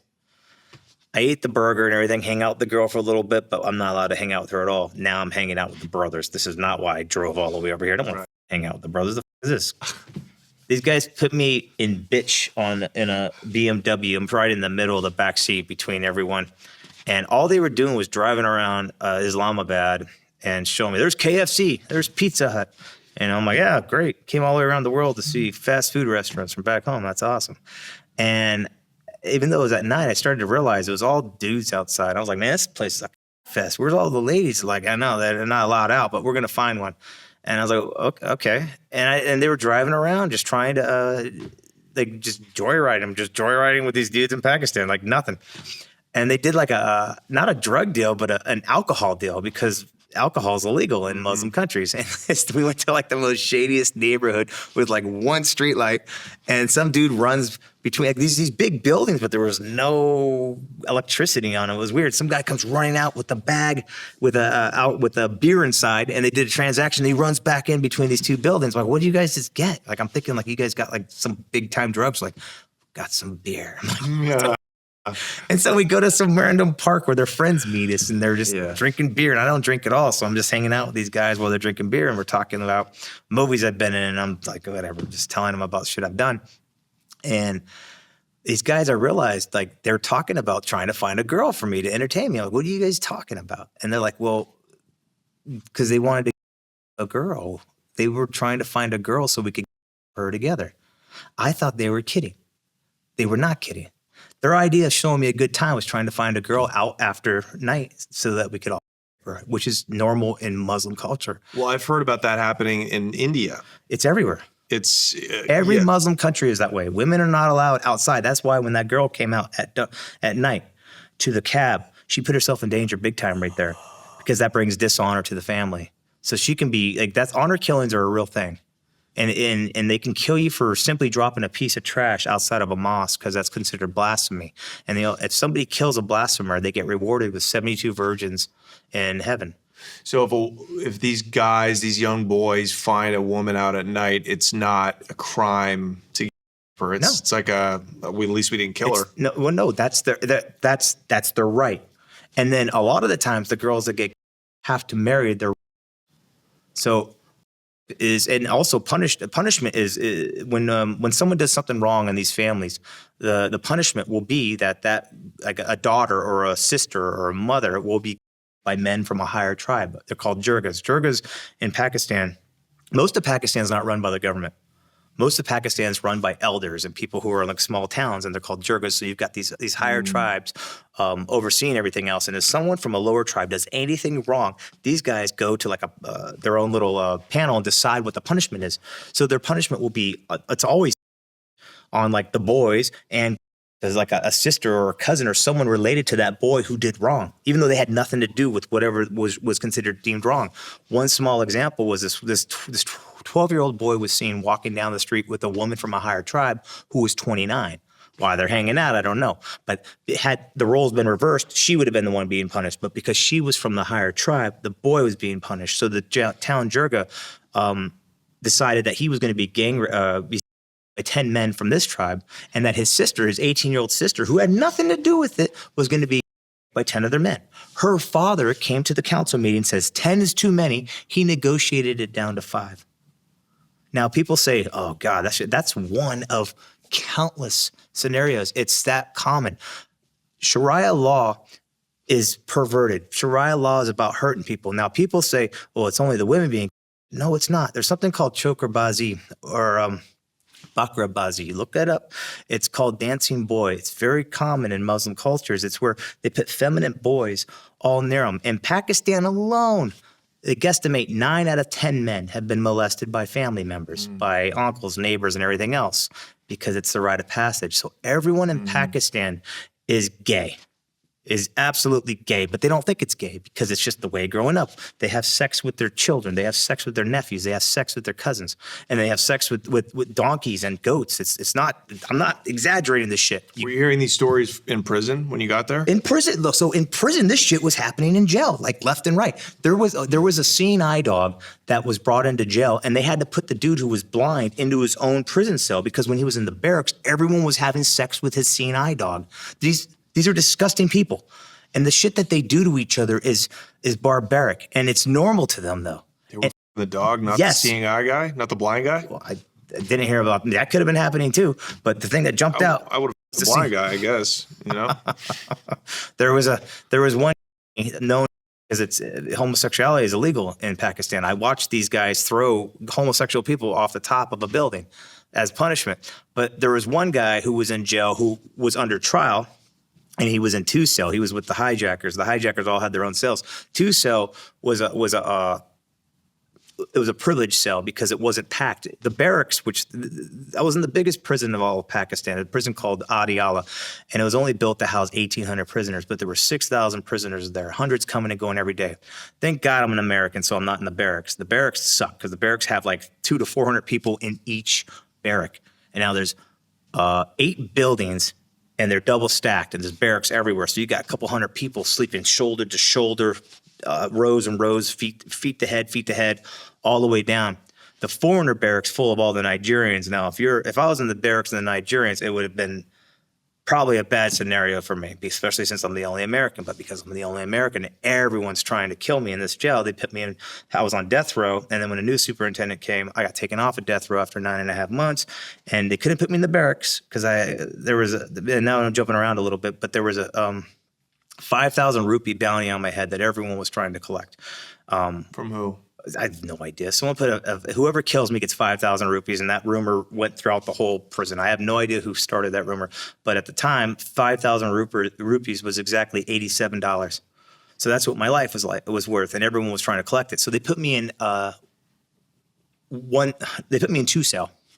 And two cells was with like political prisoners. Like the leader of the Shias at the time was in jail with me, and he was like in charge of 5,000 different Muslims. That's a pretty good army there. Wow. But that was considered a very small sect. Most of the people were there for corruption, like National Accountability Bureau. A class were like the future prime minister and the future president of Pakistan would be. Those are like the top tier politicians that were in jail. But in two cell, that's where I was at, and we had in one cell, that's where the hijackers were at. The hijackers from the Pan Am hijacking of '86 that was responsible for 23 deaths. Those guys would end up becoming my best friends because they were Palestinians. Now, Palestinians are still considered foreigners, and foreigners in jail have to stand together because of the Pakistanis. Right. So it doesn't matter who. You're lucky if you got allies in jail. I was lucky to have those guys as my brothers in jail. And you witnessed homosexuals being thrown off the roof in jail? Yes. So in one cell was where a tranny, his name was Mombati, which meant candle at the time. Mombati was in jail with us, but he got his own cell. He looked very feminine, long hair, liked to be putting on the makeup. They had to lock the inner gate and the outer gate because they didn't want the guards going and getting from him at night.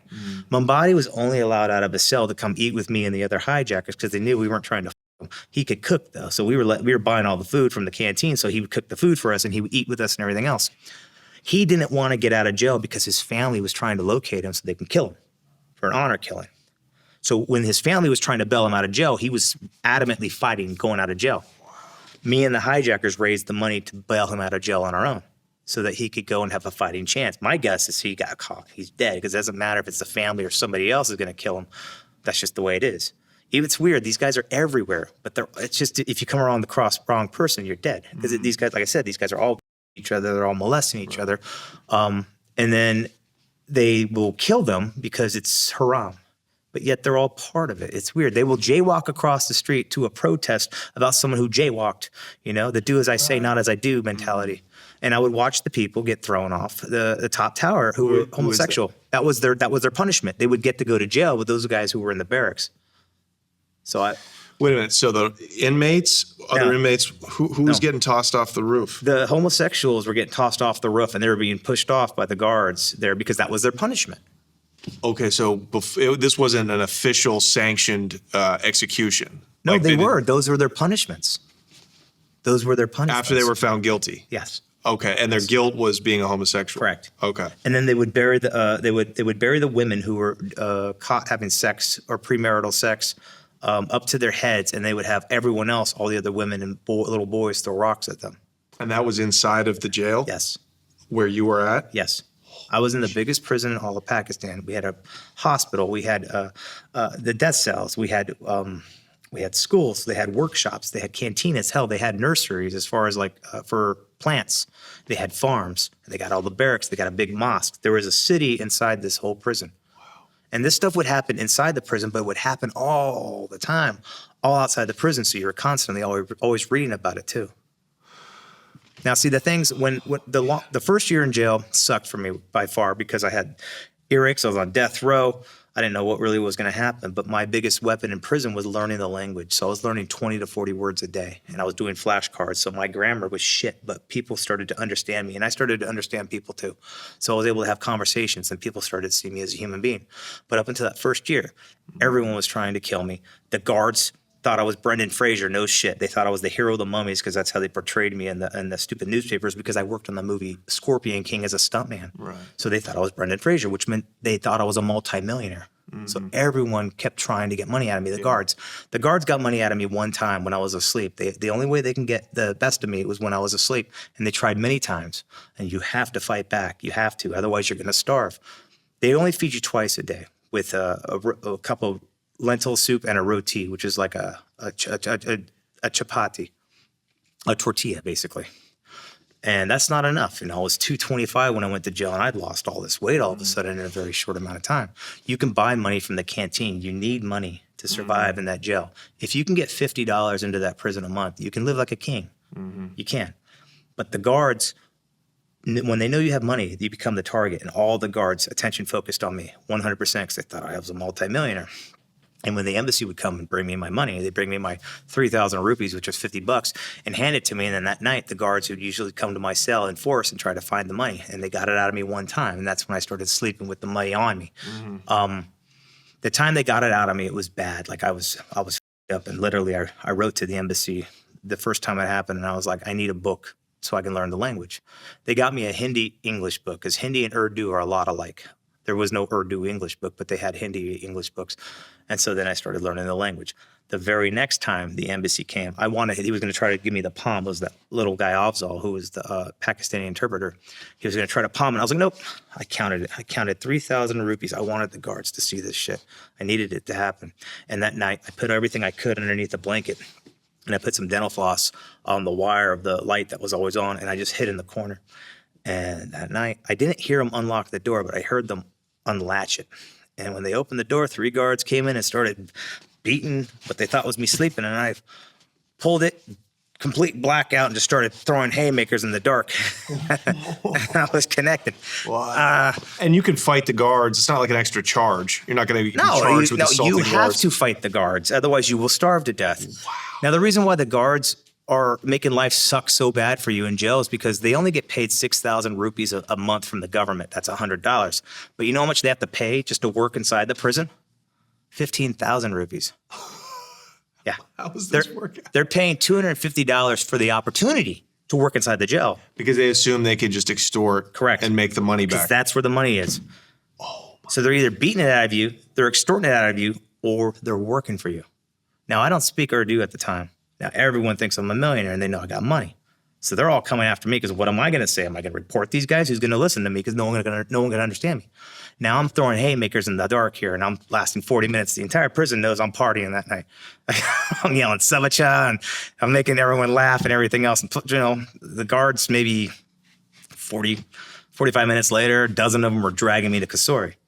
Couriers is punishment cell. You know how in the movies here we see the hole. Well, the hole here is a nice luxury apartment compared to the hole in Pakistan. Because there you got light, you got water, they still feed you. Couriers in Pakistan is the size of a closet.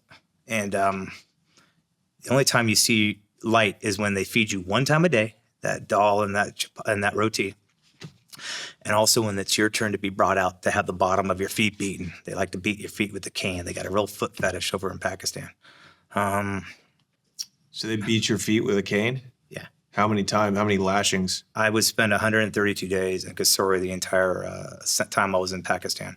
The longest time I spent in a row was 8 weeks. Wow. In the complete dark? Mm-hmm. So it's like out of a movie from the 50s, like Shawshank Redemption, like how American prisons used to be. You see nothing. Except it's the size of a closet. So you have to like curl up like an egg, and you fill a little hole in the corner, and that's just where you're going to use your restroom and everything. And so does your cell fill up with your shit and piss? I mean, it can. I was fortunate that it never did. Yeah. I was fortunate because during monsoon season, my cell and 2-cell would fill up, but I was fortunate that during monsoon season when I was in Couriers, it would get bad. There'd be But I'd never because when you sleep, you have to sleep up. So they would get wet, but it wouldn't like drown you or nothing. You were just in the water and the muck and all the sewage and everything.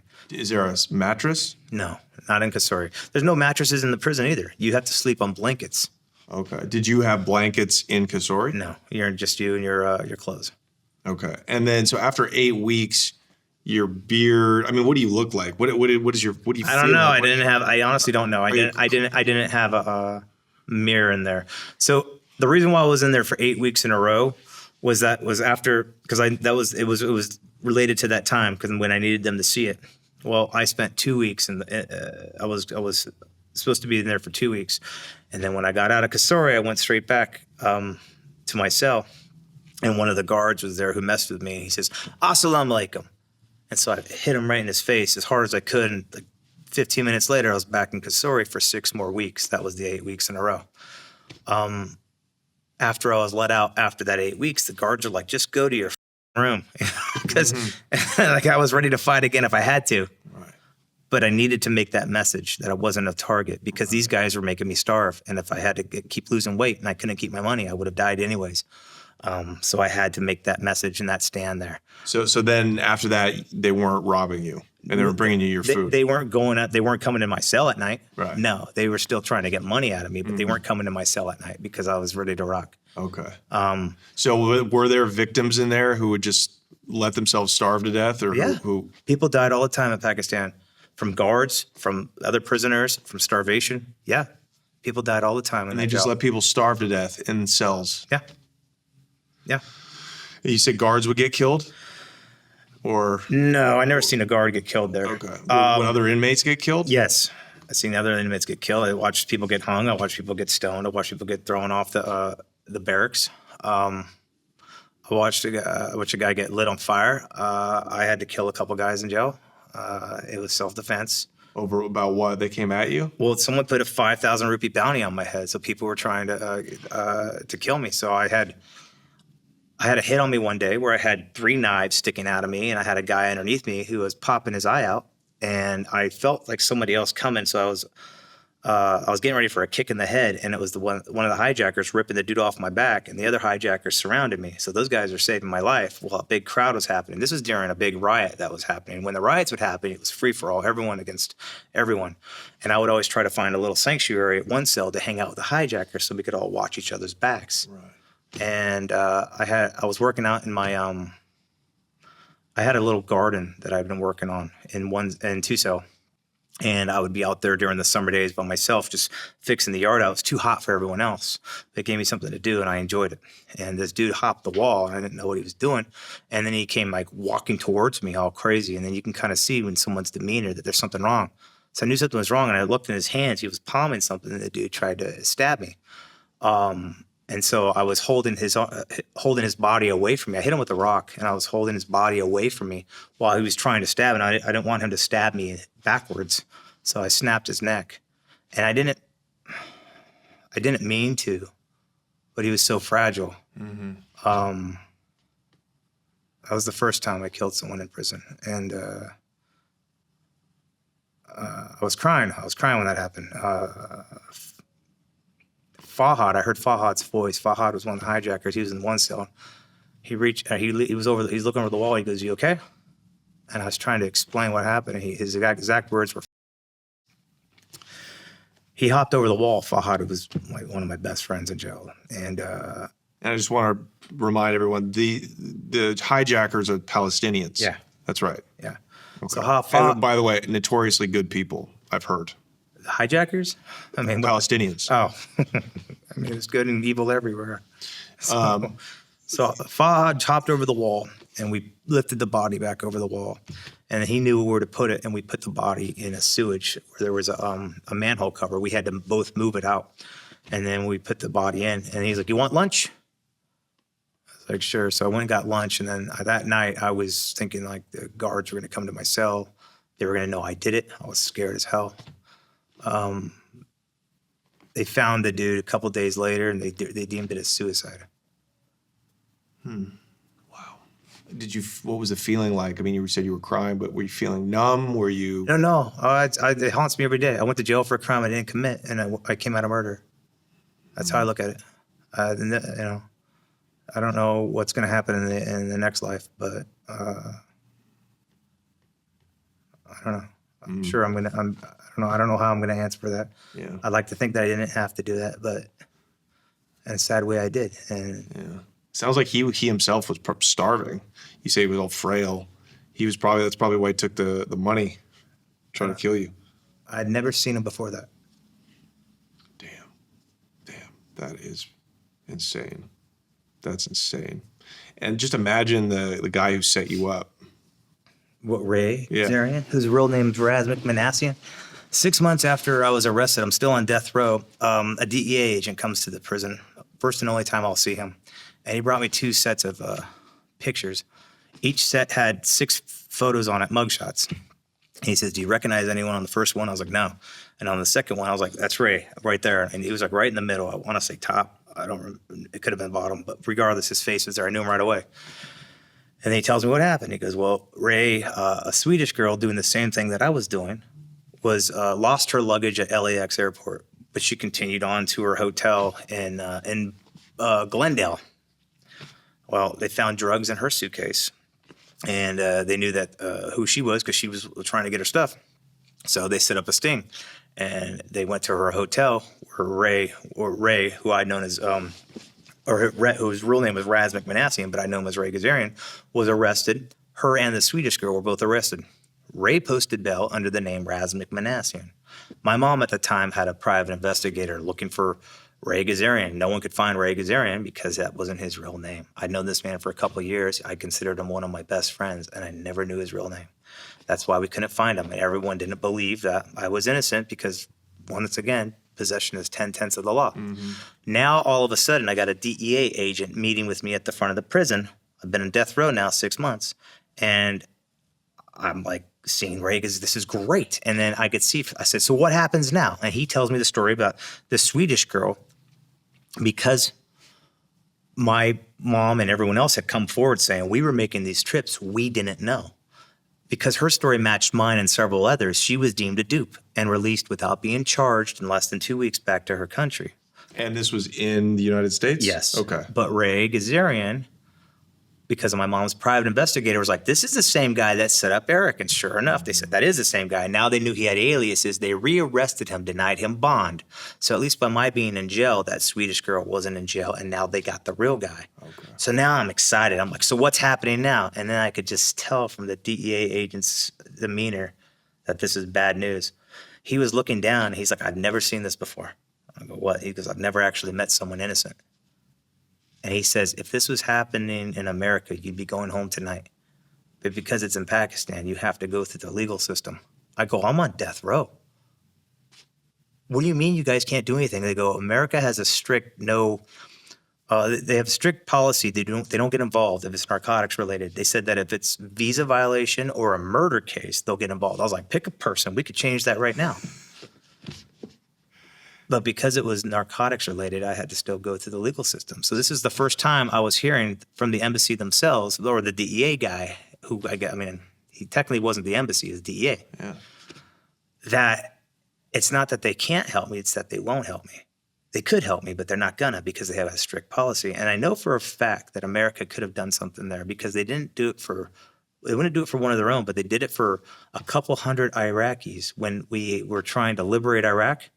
They were finding all the Iraqi prisoners at all the countries around who were deemed refugees running away from Iraq because Saddam Hussein was a monster. Mm-hmm. But they weren't all refugees. There was murderers and rapists and drug smugglers and corruption there. But Pakistan just wanted to get rid of all these prisoners at America's nickel.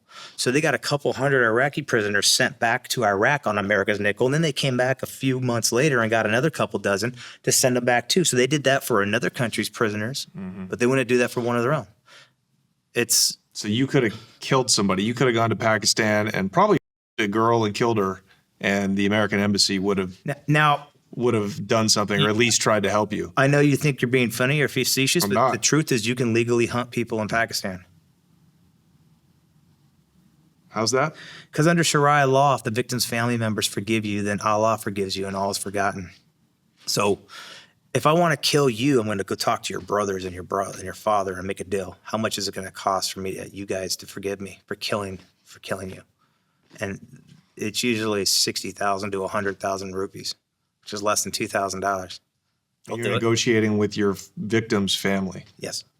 And then as long as they forgive you, Allah forgives you, and it's all you get. And I would see, there was this British dude, British accent, everything else, but he was Pakistani. He had 2 daughters who were growing up westernized. One was a 25-year-old doctor. The other was 20. Muslim girls, but they grew up with a Western mentality. He told them that we're going back to Pakistan for a family vacation. What he didn't tell them was that he hated how they'd grown up westernized, and he had arranged marriages for both of them. Well, the older daughter's like, off, I'm not marrying anyone, go to hell. This brought shame on the family. Now he's got to do an honor killing, and he shot and killed his own 25-year-old doctor right in the face. For 2 weeks, I heard this man complain about being stuck in jail. The victim's family members have forgiven me. And I'm like, yeah, well, who are those? Well, my sons, my wife. He stayed 2 weeks in jail for killing his own daughter before they released him. His 20-year-old daughter, she was sold. That's normal. And that dude lived in England. That dude was from England. Right. And his embassy probably spoke up for him. But the point is, like, specifically you as an American. No, he was a Briton. Yeah, I know. That's horrendous. I'm just talking about the absurdity of being an American whose own government won't step in and try to help them. They won't, no. For drugs. But you could murder somebody. That's what the DEA agent said. Yeah. How true that is, I didn't really care to find out. Should have told them you were Israeli. They would have had you out. That would have been nice. Yeah, lickety split. Sure, and then what you can't prove it, and you get another charge on you. Right. Okay, so you're charged at the airport. You're caught. You're not charged at the airport. Okay, you're found with, it was like 1.5 kilos. 3.6 kg of opium. Okay. In the walls of the suitcase that I never saw him take out. So when the guy says, "What is this?" I said, "He's holding it." And he goes, "This is opium." I said, "Why are you showing me this?" He says, "Because it came out of your suitcase." I said, "I need to speak with the American embassy." "Embassy can't help you. We're going to hang you after 5 o'clock prayer." Well, now I think I'm dead. So I figure I'm going to make my life worth something, and all I'm going to do is find a phone and warn the others, because I'm not the only one making these trips. All I wanted to do was call my manager so that he could, because everyone knew what I was doing. But I wanted to make sure that the other guys at the gym who were making these trips would know what it is that we're really being used to do. So I went blasting through these guys. I went into the hallway. Someone shot up the whole hallway with a bunch of other people in it. I barricaded myself in another office down the hall. I put all the tables and filing cabinets and everything else. I was squat pressing the table while these guys were all trying to get in. No one could get in. There was no windows, though. I found a phone. And I'm trying to call out, calling 911, 0. I can't get out of the airport, nothing. No one can get in. They are surrounded. I'm like, you can't get in. Give me someone from the embassy. Felt like forever. I honestly don't remember how long it was. I hear banging on the door. I go, "Erik, Audé?" It's like, "Audé." They go, "You want to speak to an American?" I was like, "Are you from the embassy?" "DEA." I'm not opening the door. I'm being stupid. I'm 21 now. I'm like, "All right, prove it."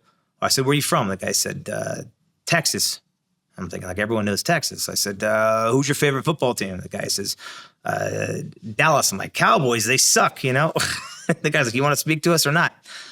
I said, "They said they're going to hang me after 5 o'clock prayer." And then someone that was with them was talking to the guards in Urdu. And then he goes, reluctantly goes, "They were kidding." Like, I don't know how you kid about some shit like that. I really don't. Because at the time, it felt pretty real, and I was, beyond scared. So I opened the door, guns are all on me and everything else. Tall DEA agent goes, "Were you willing to talk to us?" "Yes, absolutely. Let's talk." So I get brought to a different part of the airport, but by the Pakistani guards, and they're like 3 on each arm, and people are putting like their fingers on my back. So it looks like a dozen people are walking me across. And they bring me to this other room where there's 3 DEA agents and the Pakistani guy. It's his desk. He didn't say shit, but there's DEA agent, a couple chairs on the walls, and I'm telling my whole story. Like, I'm just rushing. Now these guys are trying to like catch me in a I got you moment by asking me a question and be halfway through an answer. Then this guy asked me a different question, trying to talk to this guy. And this guy is like, hey, how long you been using, man? You a drug addict? No, I don't go to, I said, I don't do drugs. I don't even drink. Come on, everyone smokes. And this guy's like, come on, everyone smokes pot. I'm like, no, that's just you. And the guy's like, why Sweden? Like I go, well, when I go back to Sweden, because you get to pick a country, because I'm telling him you get to pick a country in the back. Guy's like, why Sweden? I'm like, when you go back to Sweden, you get to hook up with girls and whatnot. I got some friends there. And the guy's like, what's their names, huh? What's their names? I'm like, you're not their type. You know, like, it's like they're stupid. They were trying to catch me in a lie. And I'm giving them all the information about Ray Gazarian and everything else. But they want people who live in Pakistan. They wanted names. They wanted addresses. They wanted it just like, they didn't want to do any research. I'm like, guys, I get it. I'm screwed. All right, but give me the benefit of the doubt. Other people are making these trips. And I'm like, and I told this guy that. And he's like, oh, we're going to go through everything. But I was getting mad. Like I was getting really mad because clearly they didn't believe a word I was saying. And I'm scared. And this is all being thrown at me at the last second. And these guys clearly don't believe it because they're trying to twist all my words. Finally, I'm like adamant. Just call my mom. She'll tell you everything that's happening. Make sure that the other people don't make these trips. And the guy's like, the one guy put his hand on my chest and he said, why are you so scared? Like, what are you talking about? He goes, you're lying to us. He goes, you're an actor, right? Like, yeah, I'm not a good actor. But yeah, I'm scared. I was told him to be hung and this whole scenario. Yeah, I'm in a savage country. Right. And caught with drugs. Also, someone tried to shoot me already. So it's like, yeah, I believe these guys because it's, remember the guy said to me, he goes, you think you're a tough guy, but this country's going to show you how weak you really are. And then I was hit in the head by someone's rifle and dragged out of there. They brought me to the suitcase that I was there, except now all my stuff was thrown in that suitcase, my stuff that I was carrying. So instead of all the jackets being alone, they threw everything from that suitcase, all my stuff, my wallet, my cell phone. Can I ask you this real quick? Yeah. Did you check the luggage? So after the night, I just want to rewind to the night that you were hanging out with all these guys. You ended up not. That was the Monday. That was Monday. Okay. So you ended up not a woman. Correct. Now no, we did not, and we never would have. That Tuesday, something I drank, I got Montezuma's revenge. I was sick as. So I'm back at the hotel, which I had to, one of their friends brought me back to the hotel who I felt bad for that guy because I felt like he was like, man, you guys are just using me for my car. That's what it felt like because he wasn't with us for the night. But thank God he brought me back to the hotel. But I was sick. That Tuesday, I was sick. And I didn't eat or drink anything that Tuesday. I don't even think I wore pants. That's how bad it was. Wednesday, same thing. Thursday, I was starting to feel better. Thursday, I was able to go get myself like a bottle of Sprite, paid 10 rupees for a bottle of Sprite. And I was I was frugal with my money because I spent that $360 that first day. And the rest of the week, though, I didn't know how I was going to do it, but I wasn't eating because I was just sick, throwing up, shitting everywhere. Thursday, I'm feeling better. Thursday, I went all the way back to the internet cafe that I had found, and I saw an email from Missy, the girl that I'd loved since I was 5. And in that email, it was a mass email. She sent it to everyone. And in that email, she was putting out there how she had, her mom had died from cancer and that she was in a bad spot. She was just letting everyone know what was going on in her life. And the second I read that email, I was like, yes, burn in hell, bitch. Yeah, her mom was the reason why her and I had never been together. Her mom had hated me since 2nd grade because she was a teacher's aide and I sprayed her with glue and threw her sweater in a mud puddle. But she was hurting me. She put her nails in the back of my neck. She was a bitch. She hated me because I was a problem kid. I was a class clown and I was always the center of attention. I get it, but I'm still a kid. More of that story in my book for sure, but Missy's mom was the reason why Missy and I could never date. The girl that I loved my whole life, I could never date because of her mom. So now it's Valentine's Day. It's February 14th, 2002. And I'm reading this email like, holy shit, this is God being, man, finally a win. Now I got a chance to go be with the girl I've been pursuing my entire life.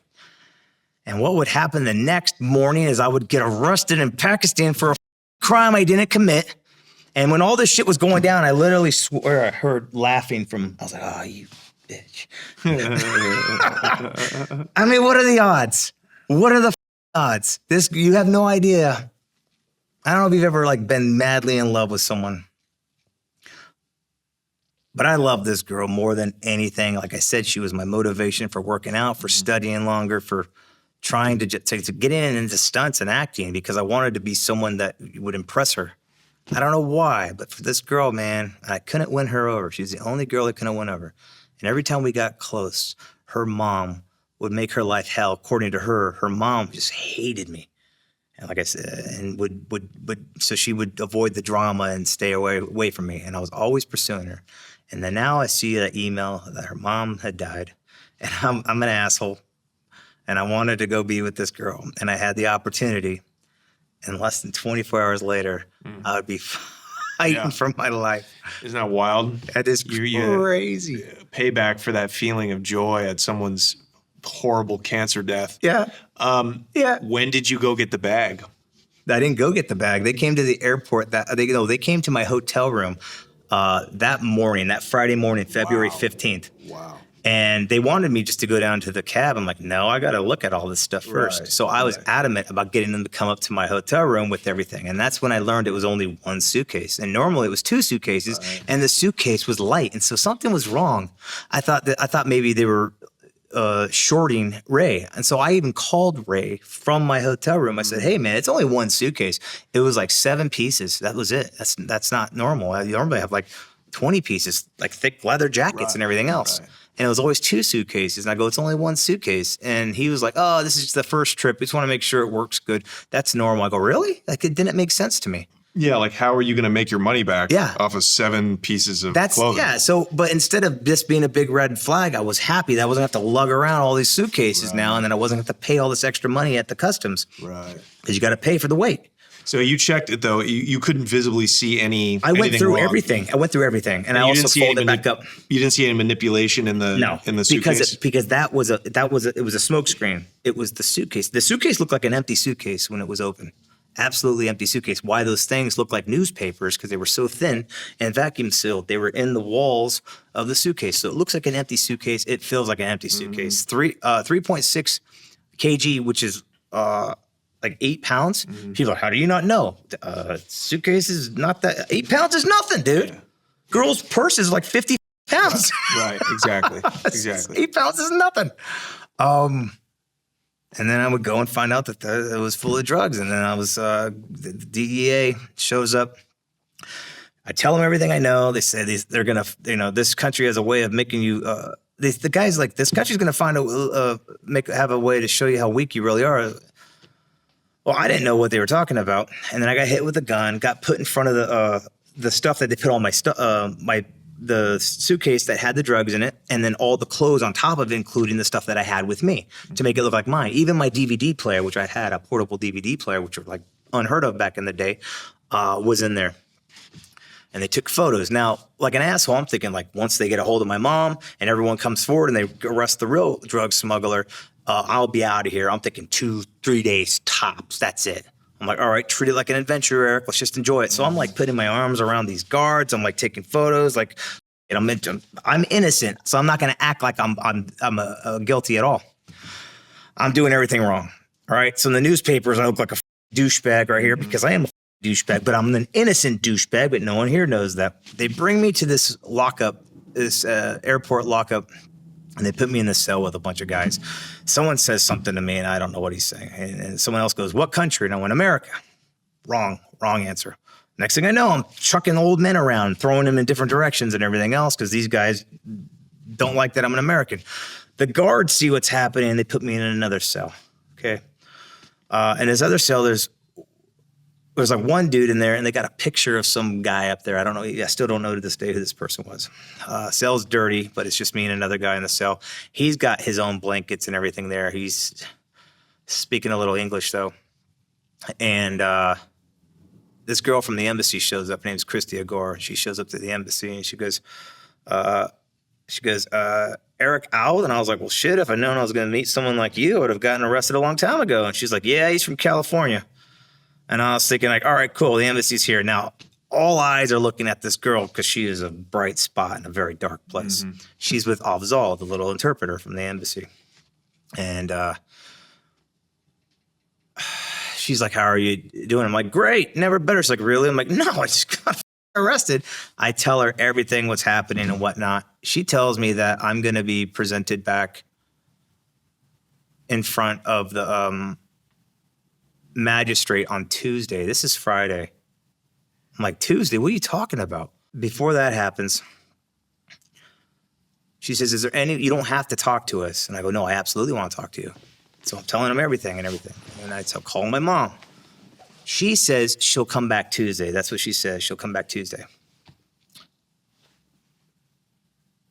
And she leaves. She was back within a couple hours. So whatever I said to my mom, or whatever they said to my mom, was the exact same thing I had told her. So all of a sudden she started to realize, wait a minute, this guy might actually be innocent. So she had brought back a Coke and a pizza, like a little pizza box. Pizza Hut, but Pakistani Pizza Hut is hot, spicy as shit. Then she says, you're going to be presented in front of the magistrate tomorrow. I go, well, so what does that mean? She goes, it's called physical remand. She goes, they figure if they can't get the truth out of you, they can beat it out of you. I was like, what does that mean? What are they going to do? She's like, they're going to torture you. What? This is the embassy telling me this. Okay. I was like laughing. I remember I was laughing. I was like, this trip just gets better and better. And that's like a technical term. So like they're legally allowed to torture you in Pakistan? It's called physical remand. So the next morning, I go to the lower courts to see the judge, and I don't understand what's being said because it's like there's people everywhere, throngs of people. I'm in like these barbaric chains as I'm being led through the crowds. People are trying to ask me for money, even though I'm a prisoner. And I get brought into this like little rickety shack, and it's like stacked papers, dust everywhere. The table's like up to here on my neck, even though I'm standing up. And the judge sits high up, and everyone's like shoulder to shoulder. It's very like little, so I don't know who's on my right, I don't know who's on my left. And they start talking. I'm about to be led away when Christy goes and starts talking to the judge in Urdu. And I don't know what she's saying at the time, but then when I'm walking away, I was like, so what's happening? Because I'm being led back to the lockup. And they're moving me fast while she's walking and talking with me. She says, they wanted 10 days. I got you down to 3. And I was like, I could have lasted 10 days. She goes, you're welcome. And I was like, thank you. They wanted 10 days of physical remand. People die during physical remand all the time. It's always in the newspaper. So I went straight to physical remand, actually. So she was negotiating like your lawyer, this woman from the embassy, with the judge. She wasn't supposed to get involved whatsoever. So it's like it's a bail hearing. I guess. Almost. You're negotiating with the judge about the length of your torture. Correct. So these guys are trying to get it for 10 days. She heard that it was 10 days and immediately stepped in. She wasn't supposed to get involved. She was just supposed to observe. I'm glad she did, obviously. And then I was taken to this like, it was a customs lockup, but we went down into the basement and you could hear everyone screaming down there. There was like one light down in this tunnel, which you could see the stairs to the other side.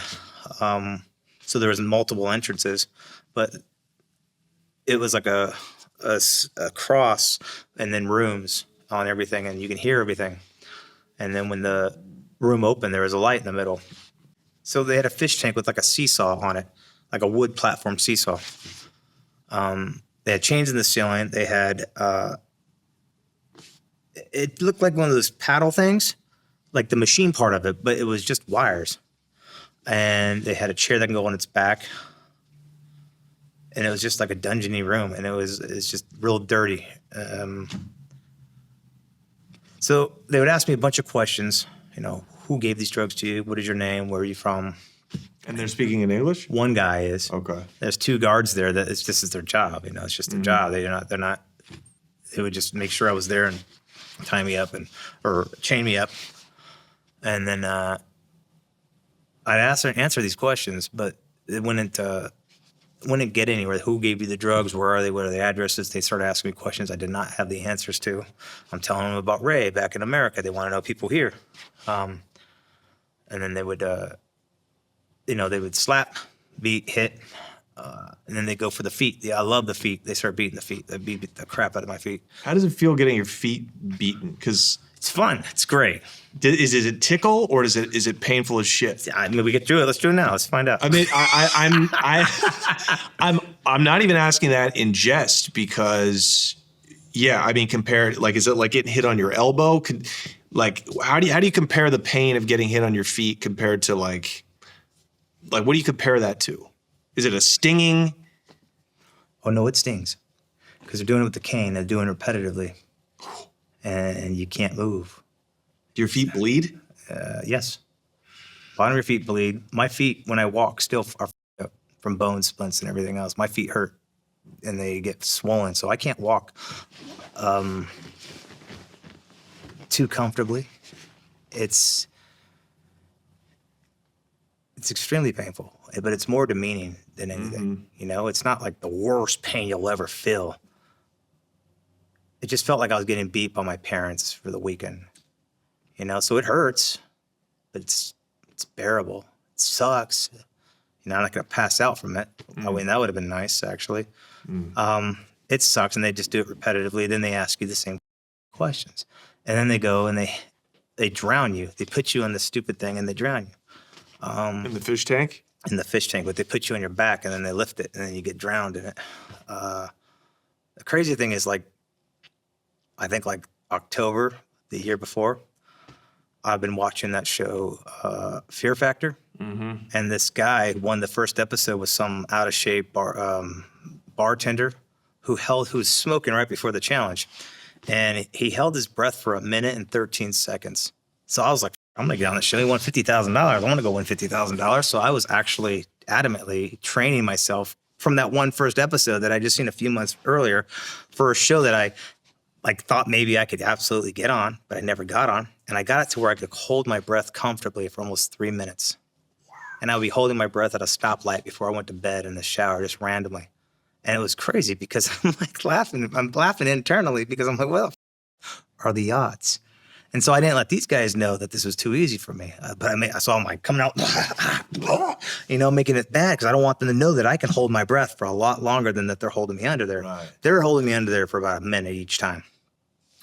Then they bring me over and they hook me up and start turning up the electricity. And they hang me up like a punching bag and go Rocky on me. And it's all between all this stuff, it's always the same questions. Where'd you get it from? What's your name? What's their address? What's their number? And I'm Did you talking. give them Ray's number? They gave them everything about Ray. They didn't give a He's raised in America. They want the people here in Pakistan. Yeah. On day 3, they just wanted me to admit the drugs are mine. That's it. The pain would have stopped. I never admitted anything. Day 3, the guards were actually showing respect for me because I was taking it and I was cool with it. But the guards were just doing their jobs. It's just what they do in Pakistan. You know, I don't think I got special treatment at all. And so people and other people are next to you. I'm imagining. And I heard other cells and whatnot. People screaming. But I never saw them.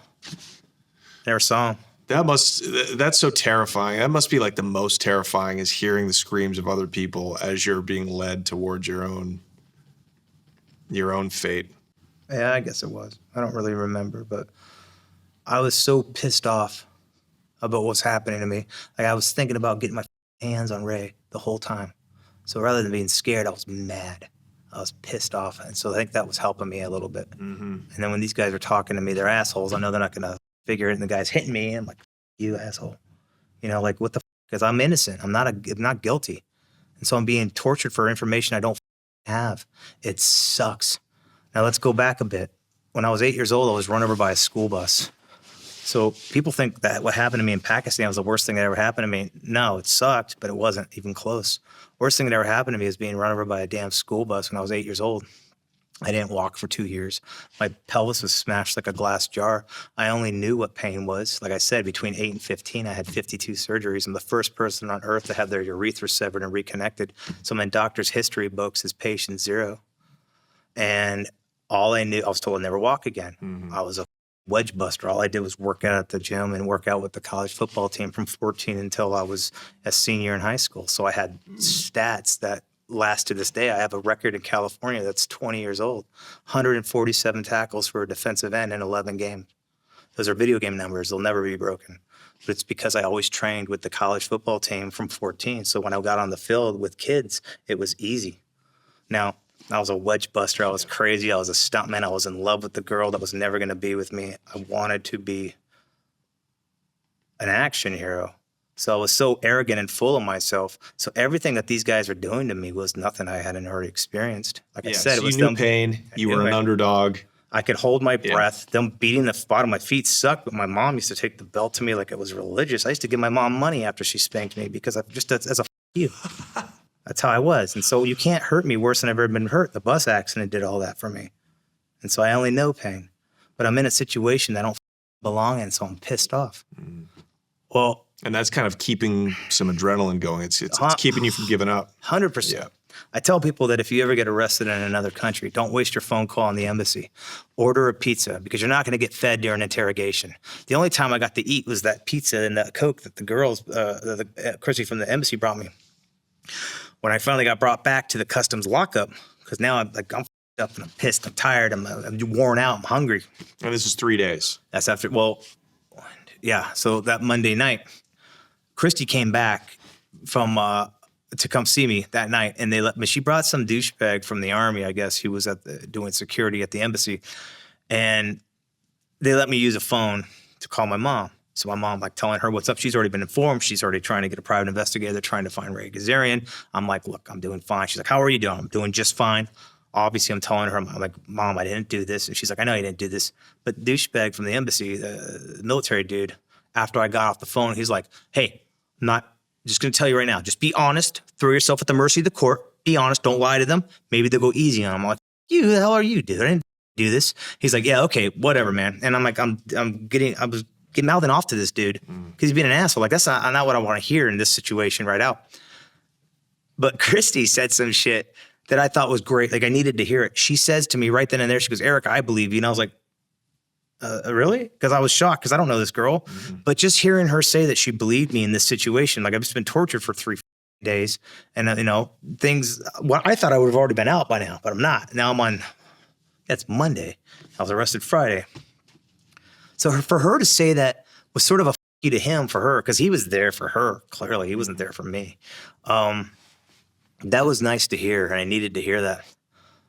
Well, the next day, I got brought to the prison. It's the biggest prison in all of Pakistan, Audé. The front gates look like the gates to Mordor, man. It's just massive. And it's in Islamabad? No, it's an hour east of Islamabad in a city called Rawalpindi. And how many people are in that prison? 6,000. Wow. And you said it's like a mini society. Yeah, there's a city inside this prison. You walk in, there's like big courtyards with a fountain, and it's nice and grass and all these pomegranate trees, and then you've got all these walls with all this Islamic verses from the Quran all over the walls randomly. You've got A cell in the front. You got B class who are like prisoners with money. Like they don't put poor people in any of these places. They put like politicians in A class. Behind A class is Kasori, and behind that's the prison. Then you've got death row over there, and then you got farms all the way around. The barracks are in the far back. There's a big mosque in the middle. I mean, you could literally, probably walk the whole perimeter, and I would guesstimate it was 2 miles. Wow. It's just huge. You got the women's prisons to the right, you got the children's prison right behind that, and then you got the nursery, you got the workshops. You got all these long roads. The front part is the nicest part, the way it looks. But then when you get further and further into the prison, it starts to get a little bit darker and dingier and more prisony. Is it like South America where you can pay for your cell to get placed in a better I don't know the details about South America, but well, that's how it is. In Pakistan, it's all money. So yes. Okay. Yes, you can pay for privileges and everything else. Unfortunately, when I'm going into the jail, they got this. So there's like this placard on my right that looks like Scrabble pieces that they take out the numbers you see under trial. You've got women's prisoners, you've got death row prisoners, you've got children's prisoners and whatnot, and they got the numbers that are constantly changing over here. That's how I know the total number is over 6,000, because it's right there when you first come in. Now this is a big like garage, and I want to say the ceiling is like 30 feet. Not an exaggeration. It's 2 floors. When you first walk in, they open these big gates and they close it. There's a little door on the gate, and there's also a little door on the right side, but the gate can open in and out for when they bring in vehicles like the canteen or to get the furniture that they're building or whatever other reason when they need to bring vehicles into the prison. They always lock this one before they open this one, and vice versa. Well, there's one little table over here with all these books stacked, and all that's in the books are thumbprints. You got names in Urdu, but it's all thumbprints. So I get brought over here, and they're taking off all my chains and everything, and then they have me do a thumbprint. It's funny. They got thumbprints because people are illiterate in Pakistan, But yet, how are they? They don't have any way of knowing whose thumbprint's who. Right. They don't have any computers. They don't have anything like that. Nothing. It's barbaric over here. But yeah, I'm doing a thumbprint. They take off the chains, and I hear like chanting behind the gates over here. And the guy brings me over, and one of the guards are over here just laughing. Like they're enjoying it. The guards are laughing what's going on. And one guy goes like this. And I'm like looking at him, and he's doing it. And then they're like trying to, I don't know, they were trying to scare me. And I was just like, open the door already. As soon as they opened the door, I treated it like football. I went in like opening kickoff, and went right through these guys because I knew that these guys, if they got me at the door, they could corral me. So I went through them so I can turn it into one-on-ones. These are guards? No, these are prisoners. These are prisoners. These prisoners are called number guards. Number guards are prisoners who do the guards' dirty work to get extra privileges and rations. And for doing that, they get to keep whatever valuables they get, whether it's money, like nice sandals, watches, nice clothes, or whatever. Normally, prisoners come in 2, 3, a dozen at a time, and these guys branch off slapping them. These are the bigger prisoners. They're like, guys who are like 5'9", 175 pounds. That's big in Pakistan. Right? I'm 225, 6'1", and I was gym beast. Yeah. And I watched the show Oz, so I was thinking like, if you go into prison scared, you're going to be someone's bitch. And I was like, that shit. I'm thinking I'm only going to be here 3 days or so because, I mean, my mom's down on it. Right. I'm still learning as I go. And so I treated it like kickoff. I went right through these guys so it become one-on-one. Now, these guys got big beards. They got dresses on. I'm using that all against them. I'm throwing them on the ground. I'm cracking guys. And I'm backpedaling, just dropping all these dudes. The guards are up in the towers just loving it because I'm just dropping these guys as I'm backpedaling. They're trying to corral me, but I'm not letting that shit happen at all. Finally, this lasted for a while. And I'm tired, but I'm like amped up. I made that courtyard like everyone knew I had entered the jail. It became like my own little mosh pit. I remember thinking of like Kid Rock, bomb, did the bomb, the bang. So I'd always think of shit like that when I was on kickoffs and whatnot, like cool music. I don't know why I was just stupid like that. I'm like, I'm not going to be someone's bitch. Yeah, let's rock. This little dude who's like 4'10", who's a mashakti. Mashakatis are prisoners who just get assigned prison or jobs, putting chalk down, painting, delivering food buckets, messages. He's like, I'm like, I don't know. He's not going to try to hurt me, but he sees everything that's going on. But it was like a little old man, like a hobbit, but he had like authority about him. And he's like, he grabs my wrist to like follow him. So I'm like, okay, I'm going to follow this guy. And these guys they've given up. They don't want nothing. And I go walking down the long path to past the mosque. It's prayer time. So there's thousands of prisoners around this mosque on their prayer mats doing their prayer. Wow. And I get brought to the processing barrack, which is deep in the prison, second story. And it's empty, mostly empty. There's like a guy cleaning, maybe someone getting buckets. And there's like buckets of water and like clothes hanging up and everything else. And it's organized chaos. Like there's no beds. It's all blankets and everything, rows on both sides. I'm exhausted.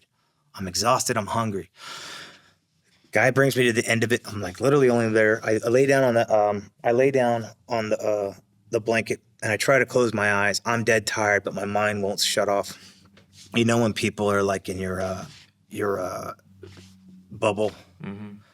So I hear a bunch of scooting feet, and then I open my eyes up. People are just sitting right there on the other bed looking right at me. Like, it's not a bed, but it's a little raised. It's a little raised platform that they put all the blankets on and everything. And then someone says to me, American? It's like, nope, Pakistan, born and raised, my whole life. The guy goes, no, you're the American. And then they show me the front page photo of me with my arms around the guards looking like a... I'm like, that doesn't even look like me. Now I'm getting my ass handed to me. I'm tired. There's too many of them. I felt like the Santa Claus and Gremlins. They're all over me. I'm on the second balcony in this small little corridor, and I'm like bashing my people off my back as I'm trying to get these guys out of me. And it's like just arms and heads and slaps all happening. People throwing shit from around. One asshole was on my back, and I just grabbed him and got the bright idea to throw him off the balcony. Now, there's a bunch of people down there, so he went crowd surfing. I didn't kill him.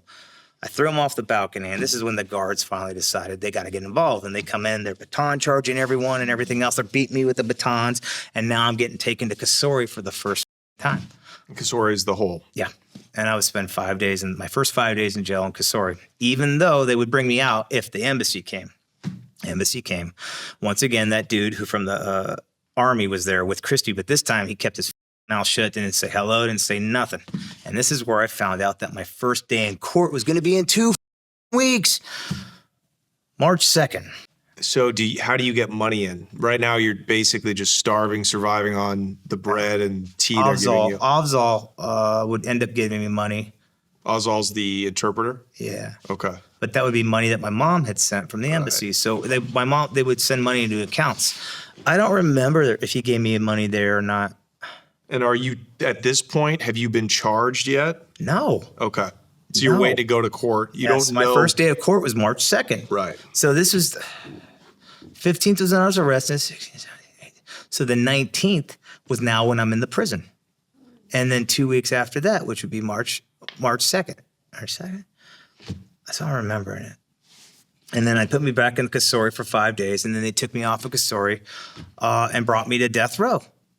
And the reason I was put on death row is because the rumor was going around that someone put a bounty on my head for 5,000 rupees. And so the superintendent at the time was like, the safest place for me is on death row. Right. So they put me on death row. I got my own cell on death row, but it was like a cage with like 3 other cages. So the other 2 cages had guys in it. They had 3 guys in it. These are little old men. One of them was a guy named Murad, who would end up becoming my best friend. He knew a little English. That's why he became the guy to come and talk to me. Right. We played chess. He taught me poker. First time I ever played Texas Hold'em poker was on death row. And what was he on death row for? He was on death row for killing 11 of his wife's family members. See, in Pakistan, everything's arranged marriages. And you're not allowed to marry who you want to marry. You have to marry who your family says you have to marry. Right. Him and his wife fell in love without their family's permissions. And so they went into hiding to be together. Literally, Romeo and Juliet. And while they were in hiding, their families were feuding. They were fighting. They were killing each other. What brought him out of hiding was his wife's family members had his mother and his sister and killed them by cutting off their breast. So then he set up a meeting, says, this has gotten out of hand. This needs to stop. Let's get together. And he ambushed his wife's family members, killing 11 of them. He did, in my eyes, what any man would have done.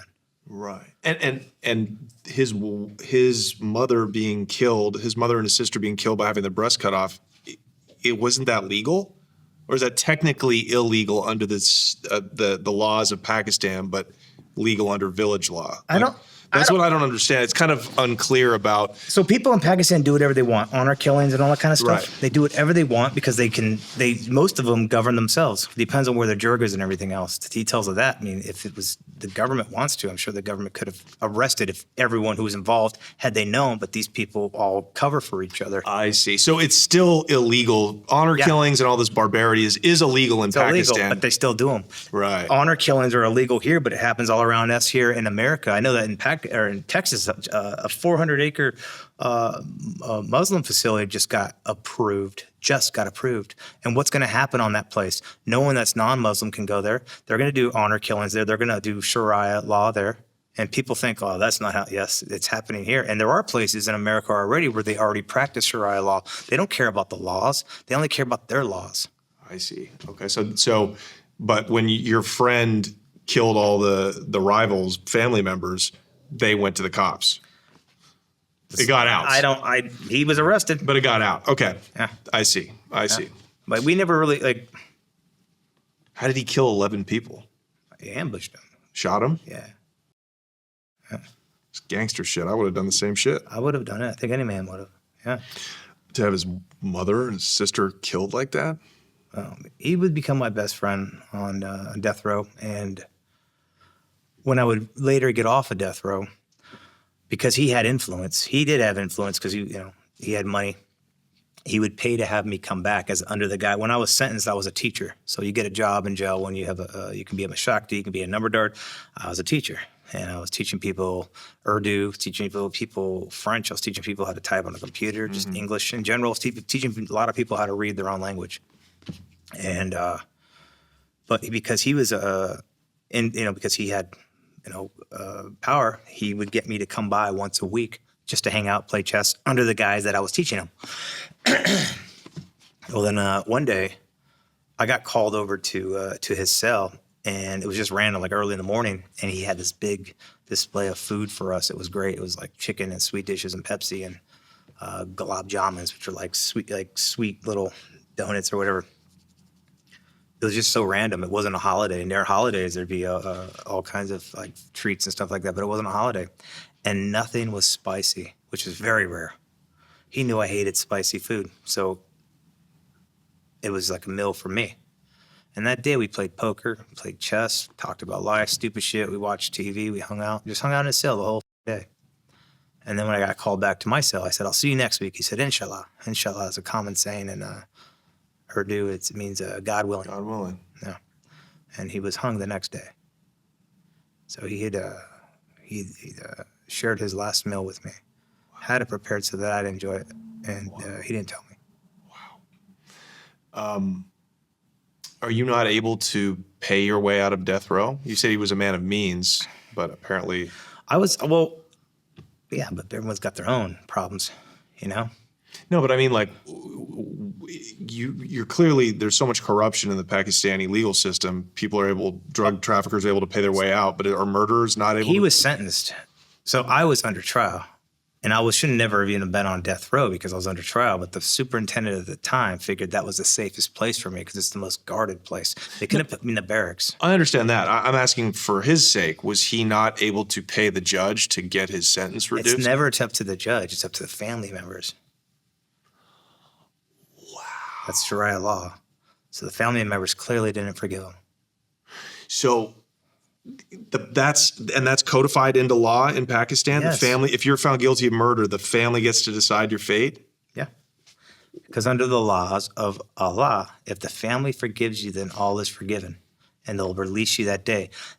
I had seen people who were about to be hung have the noose taken off their head because they pleaded so much with the people. But the truth is, it's because the people wanted to see them suffer for as long as possible, full well knowing that they were going to make a deal or that they had already accepted a deal to release the person.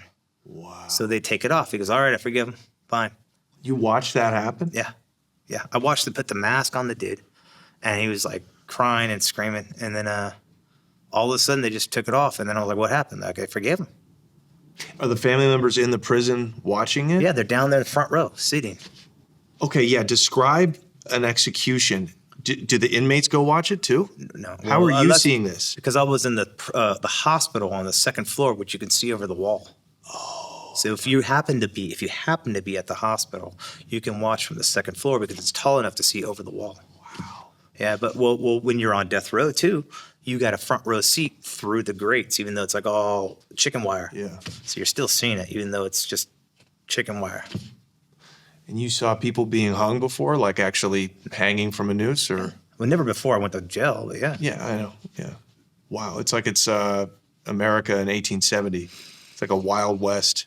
Oh, no, it's barbaric over there, for sure. I mean, that's just the way it is. That's just the way it is in Pakistan. They would put all the seats down in front of them. It was a platform, and there was a hanging tower, and a roof over the hanging tower. And it wasn't rickety either. It's not like you would see in the Wild West. It was like professionally built. Like it was built with little effort. Man, that's heavy. How often are they putting people to death in that prison? Depended. It could be every week, every month. No, it'd just be sporadic. It'd be sporadic, you know, when people were getting it, because it wasn't every week, but because the whole prison goes into lockdown too when they would do hangings in case something went off. They didn't want any chance or nothing, so they would keep everyone locked up the entire day when they did it.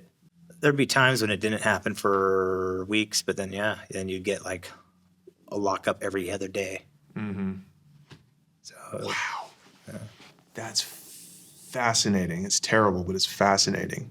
There's also a courthouse inside the prison for the really like dangerous prisoners, people that they knew had family at powerful places, so they didn't want to chance them being hijacked or rescued or whatever. So they would have to bring the judges into the jail. There was someone somehow got a gun into the jail, and they took like 16 judges hostage because they would bring a bunch of judges to the courts to do all the cases together because this wasn't that often. But they had, and we were in lockdown for 3 days while the Pakistani commandos showed up and everything else. Holy shit. All the judges were killed, and all the guys who were involved in it were killed too. Now, being once you're a prisoner, your allies change quite a bit. So rather than being like, oh, that sucks to be the judges, we were like, those judges, because they're all corrupt. Yeah. So we don't feel bad for them at all. You start to like root for the prisoners. Yeah. Yeah. Wow. Who took them hostage? Prisoners took them hostage. But who were they? Do you know? No, I don't know details. I don't remember. This is 25 years ago, dude. Wow. I mean, there's crazy shit happening in that jail all the time. And so they sent the SWAT team, the commandos in, and they had firefights. Yeah. Holy shit. Did you hear the gunshots? Oh, yeah. Oh, yeah. And they would lock the rest of the prison down when shit like that would go down. And so, like, for 3 days, we didn't get loud out of cells or nothing. And then when there would be riots, though, all the guards would have a protocol where they all escape back to the front of the prison to restock and armor up. And the armor that they would put on would look like the armor from the movie No Escape, which is like bamboo armor. You know, they had the bamboo sticks and like all the bamboo like plates and everything else. And they had a helmet that would fit them. But it was just really barbaric. And then they would go in and start beating people? Or how do they get the riot to squash? Did they have tear gas? They did. They did have tear gas. They would go in, they would just beat the shit out of people, just sheer numbers. They would march like some, if you're watching not Braveheart, but like Troy, you know, when those guys enter the beach, they would like at the beginning of Troy, they would be side to side and go together with their shields and their helmets and their batons. Yeah, and they would just march down the lane, beat the crap out of everyone as people were throwing shit. During some of the riots, like when I got established at the prison, I would go to the front of the prison where there was the fountain, especially if it was during summer, and I just lay in the fountain. And then like other people who didn't want anything to do with the riots would go in and like put their feet in there, and I'd have like sunscreen on my nose, and I would root for whoever was winning. If the guards were winning, I'd root for them, and if the prisoners were winning, I'd root for them. And it was just there was this guard named Akibula. He was a big fat guard, and he had this really long mustache that he would twirl up. That was his thing. And we had our little fun relationship where I was like, hey, Akibula, and he would be like. And I'd be like, yeah, just over the top reaction. That was just our thing. It was just stupid, right? So I seen Akibula over there just beating the crap out of someone when he's a big man, like a real big round man, you know? And I'm like, Nakibula! And he looks over at me and he goes, and I'm like, yeah! He goes back to beating the dude. It's hysterical. They were like, the first year sucked for me in jail, but the second 2 years was fun. I had my own, I had respect. I learned the language. The guards were leaving me alone. They were all working for me. The prisoners respect me. Yeah. People stopped trying to kill me all the time. Well, did you ever have to participate in a riot? No, I never had to. I mean, did you? Well, no. Why? Like, I was going to ask you that. Like, what are riots over? Do people get killed? Like riots in prison? People get killed all the time in riots. They start fires. They burn all their shit. They try to settle old scores. Yeah. That's when I would try to go back to the hijackers to like so we can like watch each other's backs. So I was trying to get over to one cell. Mm-hmm. And during one of the riots, someone tried to firebomb my cell one time, but there's two doors. There's one inside and there's one outside. And there's this little area, like an atrium, that they could lock out. Like some prisoners, that's a privilege. They'll like open this door and lock this door. You can come out here, you get another 5 square feet of exercise room.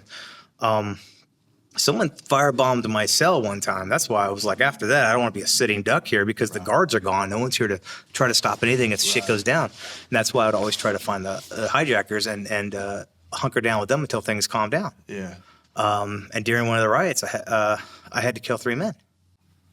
That's okay. Do you have a knife on you? No, just my hands. Just my hands. Had you already killed that first guy that had attacked you at that point? Okay. Yep. What happened? It was like everyone against everyone. And then it was there was a hit on me. I had a bunch of knives in me, and I was had the guy underneath me and killed him. Hijacker threw one of the other guys off of me.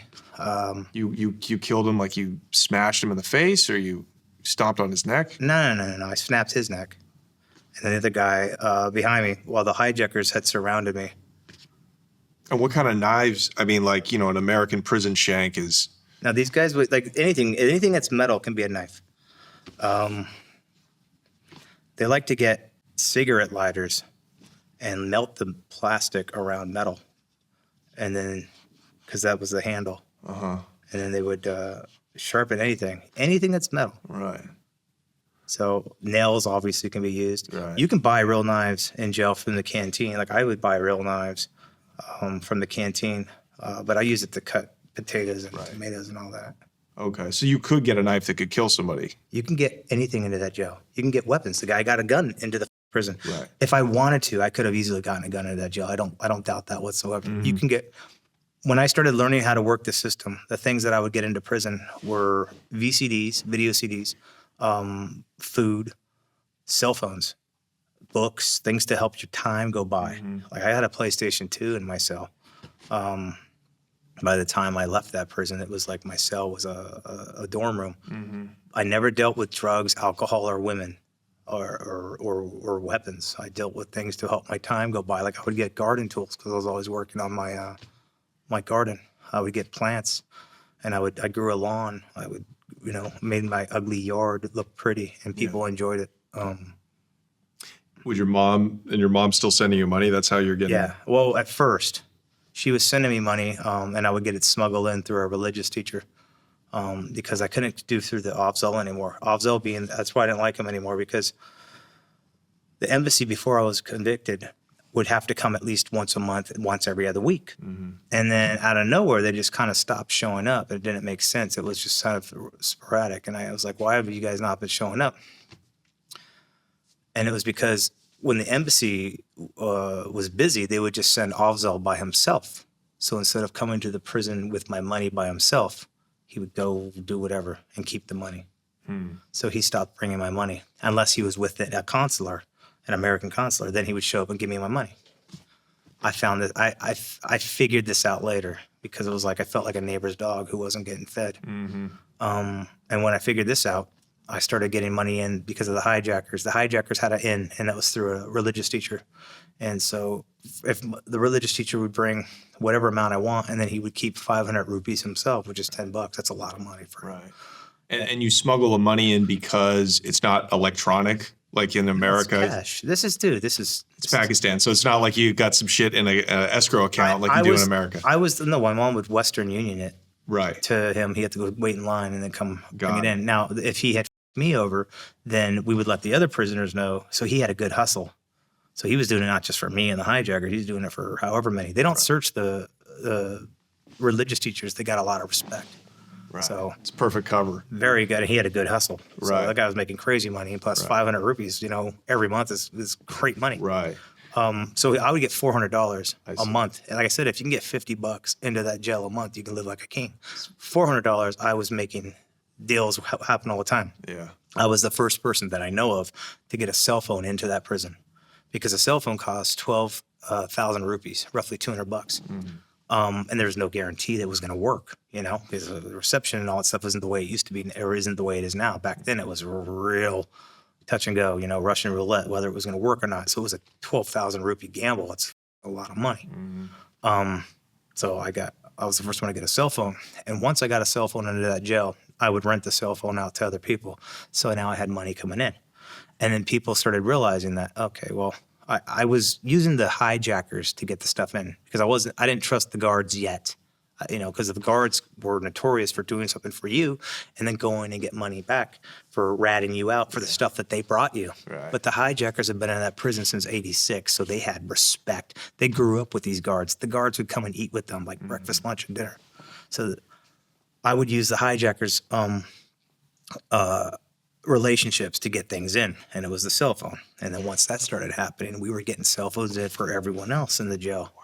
And we were making crazy money there. And I started hosting poker tournaments in prison because of what Murad had taught me. Yeah. And then I got it to where there was like a couple mats, and then I'd get all the cards and the chips, and I was the tournament director. And then we had like a couple dozen mats, and all the prisoners were coming to set 2 class, sitting on my lawn and my garden that I'd been out there, and I was running tournaments. One dude got bluffed really bad and stabbed somebody at the tournament, and so the guards beat his ass. He killed the guy at my tournament, and then I don't remember how long later, but he tried to buy back into a tournament. I was, man, get the out of here, dude. You're not allowed to play. So I swear I won't stab anyone ever again. Yeah, you're not, 'cause you're not playing. And I was, it was hysterical because of me banning this guy from the tournament. Everyone else was like on their best behavior because this is like to keep the, this is the way they did to kill time and whatnot. Yeah. And so I was a tournament director in jail. Wow. Wow. There's so much crazy shit happened in prison. Like it was nuts. And it depended we had so many superintendents come in that prison that when a new superintendent would come into the jail, they would like offer like some new thing, like some new idea.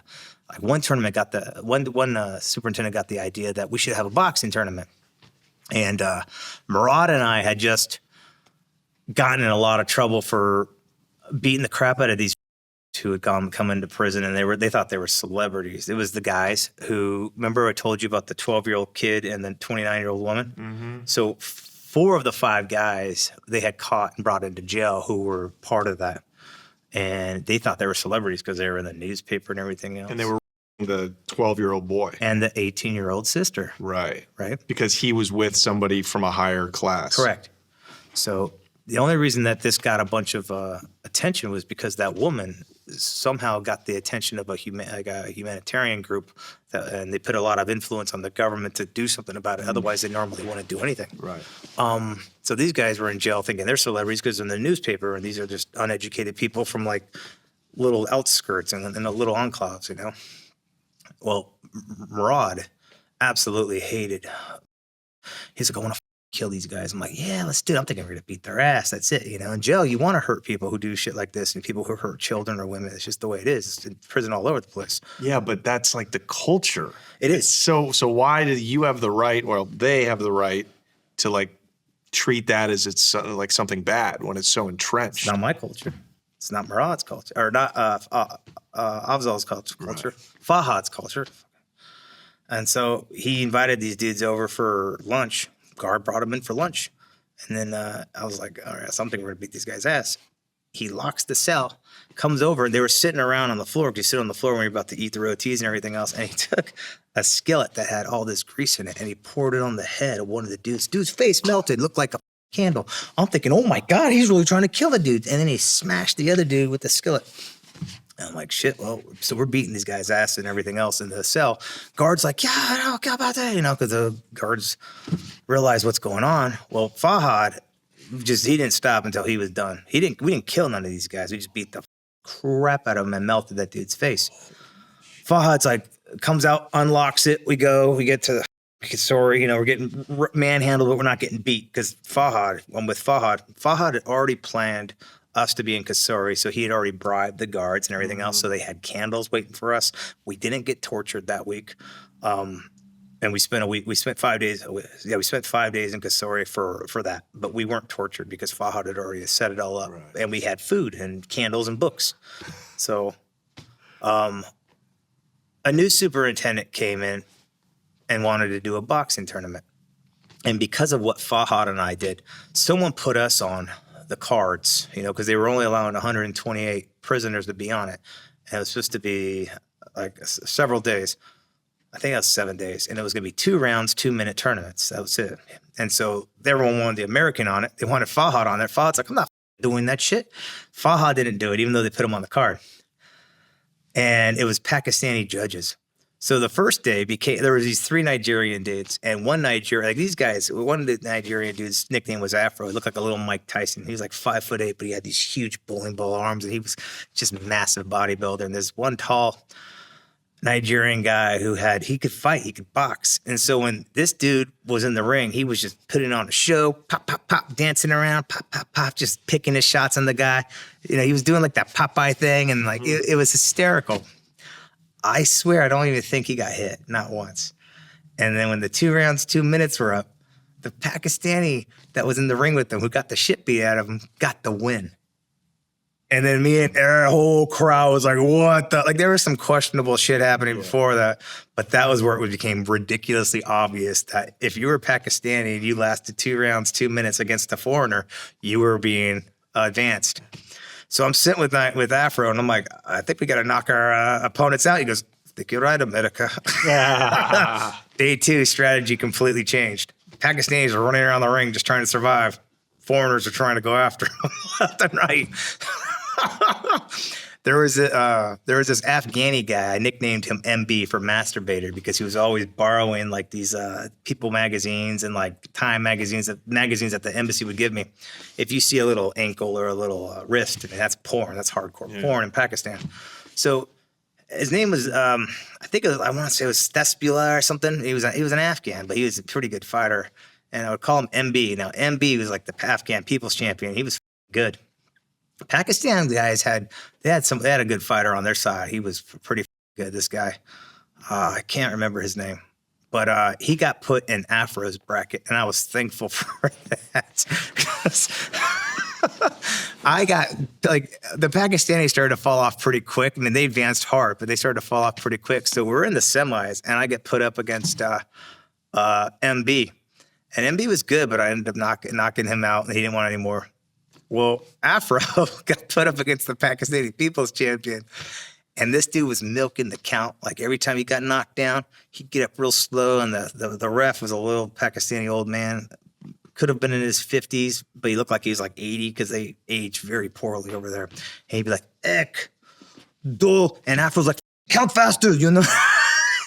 So this dude's using the ropes, and then Afro comes over and just starts pounding the crap. Afro's trying to hold the dude up while he's beating him up, but the guy would go back to the ground, the slow count. Guy makes it through the round. Then Afro just beat the out of this dude, like beat the crap out of him, but the guy makes it through the second round. Afro straight walks over to the judges. If I lose, I kill you. And then he walks over and just looks at the little ref. And we are all holding our breath, watching, waiting to happen. We just see him up there. Afro's just looking at the ref. Second the ref went to raise Afro already sent the ref through the rings. It looked like a Mike Tyson moment. The guards are in there. Afro's fighting all the courts. He's just going off on everybody. The whole crowd is loving it. The people are sitting on the rows on all the mosque and everything. Or on all the barracks around the mosque. I'm sure they're betting too. 100%. Yeah. Oh, yeah. So the next day, I'm fighting the dude that Afro just completely tenderized. That dude doesn't even make it past the first round because he's so up from Afro. Yeah. Did you knock him out? Oh, yeah. That was correct. Awesome. So then I see Afro finally out of Kasari, however long later. I'm like, hey, Afro, thanks for the assist. He's like, F you, America. This is so terrible. Afro would have 100% won it if had he been in my round. So who won the whole thing? Me. You won the whole tournament? Won the whole tournament. It was because of Afro taking out the other dude. I got put in an easier bracket. this is such a movie. This is crazy. It was the first, like I said, the first year sucked. The second 2 years were great. So let me talk about your case. Okay. So like you said at the beginning, it would have been easier if you were guilty. Yeah. Because you could have got the rings of bribery and corruption. You could have got that in motion early. If I was guilty, it would have worked 100% in my favor. I wouldn't have cared if I was guilty. I would have been like, I did a bad thing. You would have pled guilty, paid the judge, paid the prosecutor. I would have gone home. I would have gone home in like a year and 4 months. So explain that. Like, how much does it cost? How much would that process have cost? Well, because they wanted a lot. Originally, the judge wanted $125,000. Right. Because they were like, for delaying my case. And after 11 and a half months, they finally came down with, all right, $1,000, which was typical for a foreigner. It's less for anyone else. He's going to give me 2 years. I'd already been there almost a year, and with good behaviors and remissions and some more bribes, I'll get out in like 4 months. So 2 years isn't 2 years. 2 years is like really a year and 4 months. Right. I got to pay the prosecutor off a couple $100, which is a couple thousand rupees. It's nothing. But I have to plead guilty. Right. And I refuse to plead guilty for a crime I didn't commit. That's why the embassy is like, Eric, what do you care? What's worth more to you? You're proud of your freedom. And the guy's like, it's Pakistan. Like the embassy was mad at me for refusing to plead guilty, and they were calling me a punk. So had I been guilty, it would have been so much easier because I wouldn't have lost everything. And people also to this day who still doubt me, but even though it's been over 20 years since I've been out of jail and I've never been in trouble again, there's still people out there who's like, oh, I don't know, I think you did it. Because it's easier to assume that I deserved all the bad shit that happened to me if I deserved it, rather than actually agreeing, like knowing that I'm innocent. Because it's just easier to stomach knowing that someone goes through something as bad as I went through, had I deserved it and not deserved it. Of course. So the death row part, the death penalty, that really was never a real threat. No, it's a threat. It depends on the mood of the judge. Right. So, like, but if he's been bribed already, though, then we didn't bribe him though. That's the bribe he wanted. He wanted $1,000. But when I was fine with paying him $1,000 for a 2-year prison sentence, but I wasn't okay with pleading guilty. So the bribe wasn't going to happen unless I pled guilty. I got you. So your original you were originally facing the death penalty. Yes. And that got knocked down. Why? If you refused to plead guilty? No, it didn't get. It's up to the judge.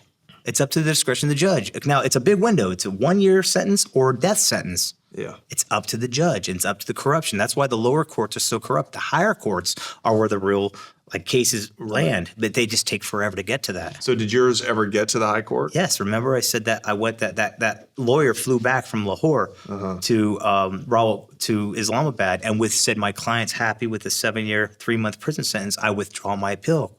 At the time, that cost me my one chance at high court. That was because I had my mom involved. When I wrote to the embassy, I said, hey, take my mom off of anything. She's not allowed to know anything that's happening to me anymore. So that lawyer that my mom had gotten flew back from Lahore back to Islamabad, withdrew my appeal, which cost me my one chance in high court. Now, because I'm under trial, the embassy isn't going to go out of the way to help me get a lawyer because you're already sentenced. They only have to do it if you're pre-trial, but now once you're a convict, they're not going to do it. So I'm trying to get another lawyer, but I'm also taking correspondence courses through the AIOU, the Allama Iqbal Open University, which is it's a school there to become a lawyer. And I'm doing this all in Urdu, but you can do everything with bribes. Like literally, I was doing open book test with the counselor right here, and I just have to pay him some money to look the other way while I'm doing everything, copying for the test. And all the other Pakistanis that were trying the test too are copying off of me. I pass, I become a lawyer. So I'm a lawyer in Pakistan. And while I'm working on my case, I'm also working on other foreigners' cases and just putting paperwork forward. Granted, I wish we had something called ChatGPT back in the day. That would have made life so much easier. But I'm literally going on old case law and applying it to people. And it's just really just being able to bullshit a scenario. Like I got caught with this much. And so I start comparing, like if you got caught with 5 kg, I would go and find all the other people who were sentenced with 5 kg for the lowest amount of times. So I would say this person were convicted or had 5 kg of this exact substance, and they only got served, 2 years, 3 years. So they can go and try to get their sentences reduced to that much. So rather than I'm innocent for them, because most of these people weren't innocent. In fact, I don't think any of them were. I dated a girl out who had a passport violation because she had a Thai passport, but also an American passport. That would help me. And the reason that would help me is because she had an American passport. The American embassy had to come and visit her. So they figured they'd knock out 2 birds with 1 stone. This is all in my book, by the way. My book's called 3 Years in Pakistan, which it's on Amazon, but it's also in audiobook format on most audiobook platforms. I narrate my own story because my friends can't read. And literally, like, my friends would be like, I'd be like, hey, after 6 months, what'd you guys think of the book? I'm like, oh, man, some big words in there on page 3. Douchebags. That's why I did an audiobook. But anyways, this Thai woman had a dual passport. But she was hysterical. She was in her 60s. And the embassy would come and see her and knock out 2 birds and see me. Well, the funny thing is when the embassy was there, they gave her a list. They did the same shit with me when I first got there. That girl, Christy's long gone. She was only there a couple months, and she got transferred to another embassy. So I was constantly seeing new consulars. Well, the list that they gave this girl had the names of a bunch of different lawyers. They're not giving her any information whatsoever. Like, you just got to pick a lawyer off this list. She doesn't know what this list is. Now, I've been in this jail now almost 2 years. I'm like, let me see that list. And I'm looking at the list as they brought me up because we're sitting in a circle with them. And they're telling me don't meddle. And I'm like, this guy sucks. This guy sucks. This dude's dead. So I'm making fun of the embassy in front of this woman. Then they tell me to shut up. I'm meddling, to go out because they don't want us to be seen together now because I'm meddling. So I'm like, I'm going to go. And as I'm leaving, the girl's over here like, tell me what to do. And I'm like, all right. I come back and I give her a name of a lawyer. I said, call this lawyer here. When he gets here, make sure you call me up and I'll come over and help out. All right. But make sure you call me up to the front. Now, the lawyer that I recommended to her was recommended to me by the hijackers.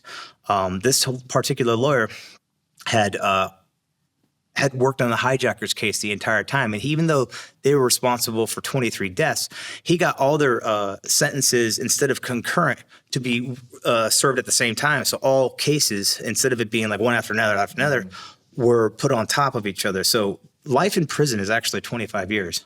So if you serve 25 years, you're out. So they were serving their 25 years. Wow. And their lawyer had only charged them $400 for those cases total. So one day by this time I'd become really good friends with like all the superintendents, and this one superintendent who was in charge of the foreigners, his name was Mr. Ayub. Mr. Ayub was a character, okay? He could speak English, but he didn't really understand it. So he loved talking to me because he wanted to learn slang and everything else. Like, let's roll, let's bounce, you know? And I was learning Urdu, so I was able to communicate with him a lot better. And he just liked hearing all my stories. Well, he had a crush on this Thai woman, even though she was in her 60s. Ayub was like in his late 40s, early 50s. So, he didn't care. He was a dog. And he wanted me up there to, kind of like be a wingman and everything and talk him up. So I go to his cell. Or not his cell, his office, which is up at the front of the prison, and which I'd been up to many times just because of the conversations and whatnot. And there's this guy there just talking, and we're speaking Urdu and everything else, and he's dressed up nice. He's in a suit, and out of nowhere, he assumes that I'm like from Amnesty International, like an outside, because I'm dressed fine, I'm healthy, I'm at this time, and I don't act like a prisoner.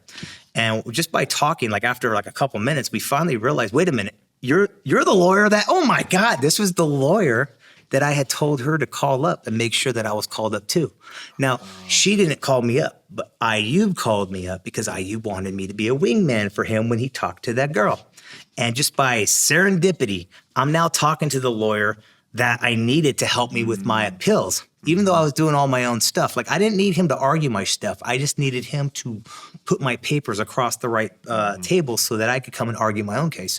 So this is what he goes, all right, what's my fee? I said, I'll pay you $300 up front, $100 when the case is done, because you don't ever put all your money up front. Otherwise, they're just going to take off or try to get more money. He said, deal. We shook on it.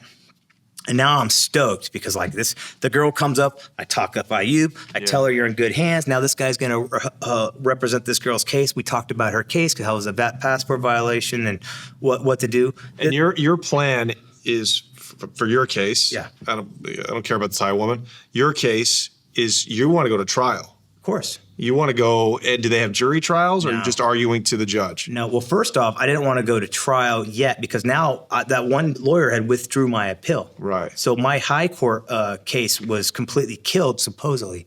But I wanted to go back to high court, and I wanted to say, hey, I never gave this guy permission to withdraw my appeal. So I told this guy, this is what I need.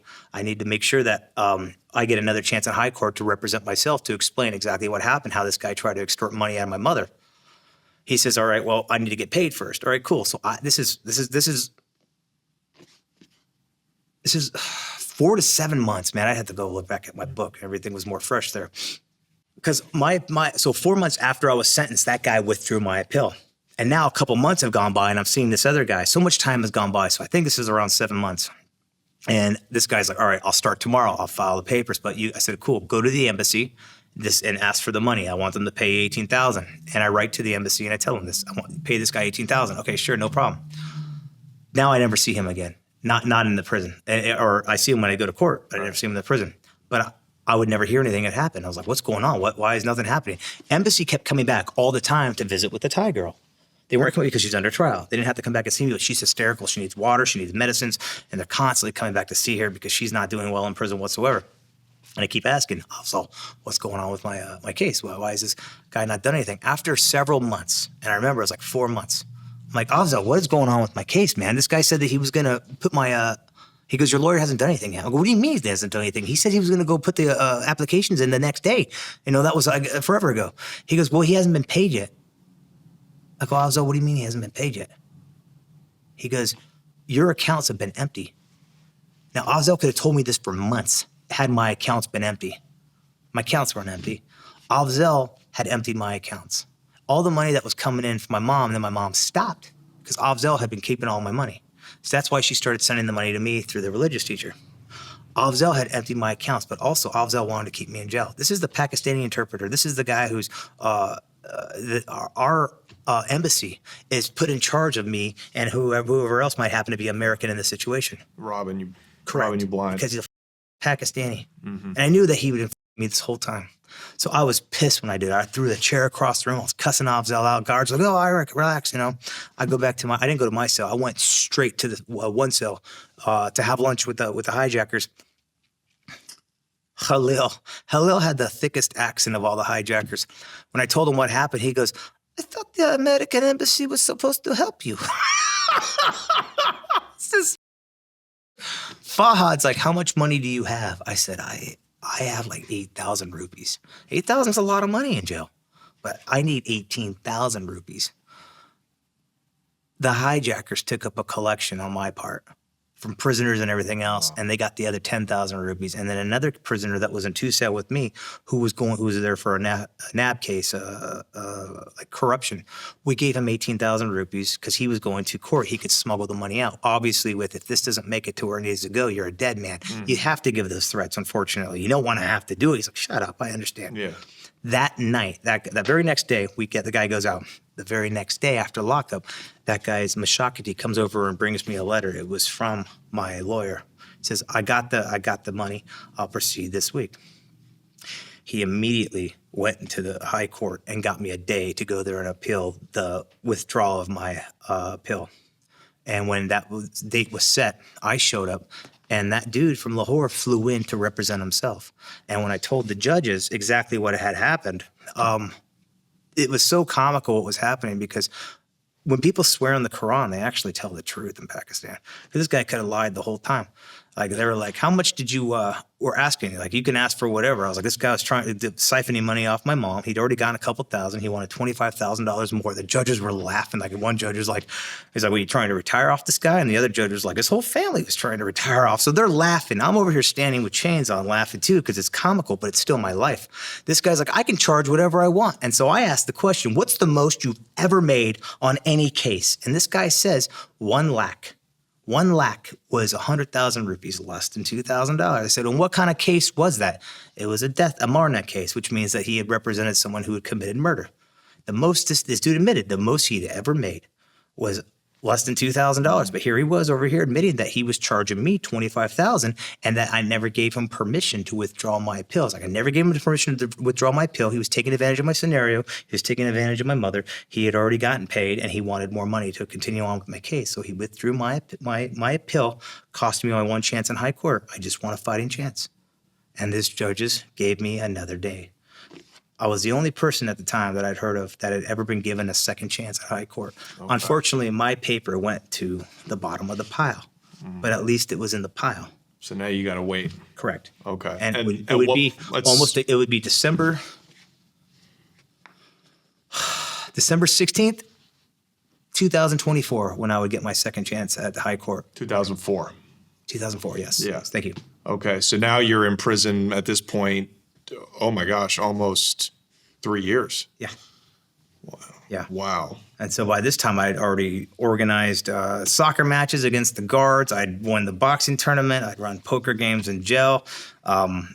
Killed 4 men. Yep. And I had all the superintendents are my friends. I was hosting dinner parties for the future president and the future prime minister of Pakistan. They were in the prison? Yeah. Yeah. As political prisoners. Yep. Holy shit. Yeah. No, it was I was watching movies in jail. I was playing video games. I was writing hustling stories. cell phones. That's right. I was having a good life. So you had a ton of cash at that point. You were yeah. balling. If you needed protection in jail, you came to me. If you needed something in that prison, you came to me. Where would you keep all that money? Did you? My cell was off limits now. So what changed everything? And then I'll tell this last story, and then you guys got to watch the documentaries of the book. What changed everything was just after I'd been sentenced the first time. There was this asshole guard named Goldleaf. That was his nickname. Goldleaf was the name of an expensive brand of cigarettes in Pakistan. It was roughly 40 rupees for 1 pack of cigarettes. Granted, at the time, a guard's only making 100 rupees a day, you know? So 40% of your salary for a pack of cigarettes is unheard of.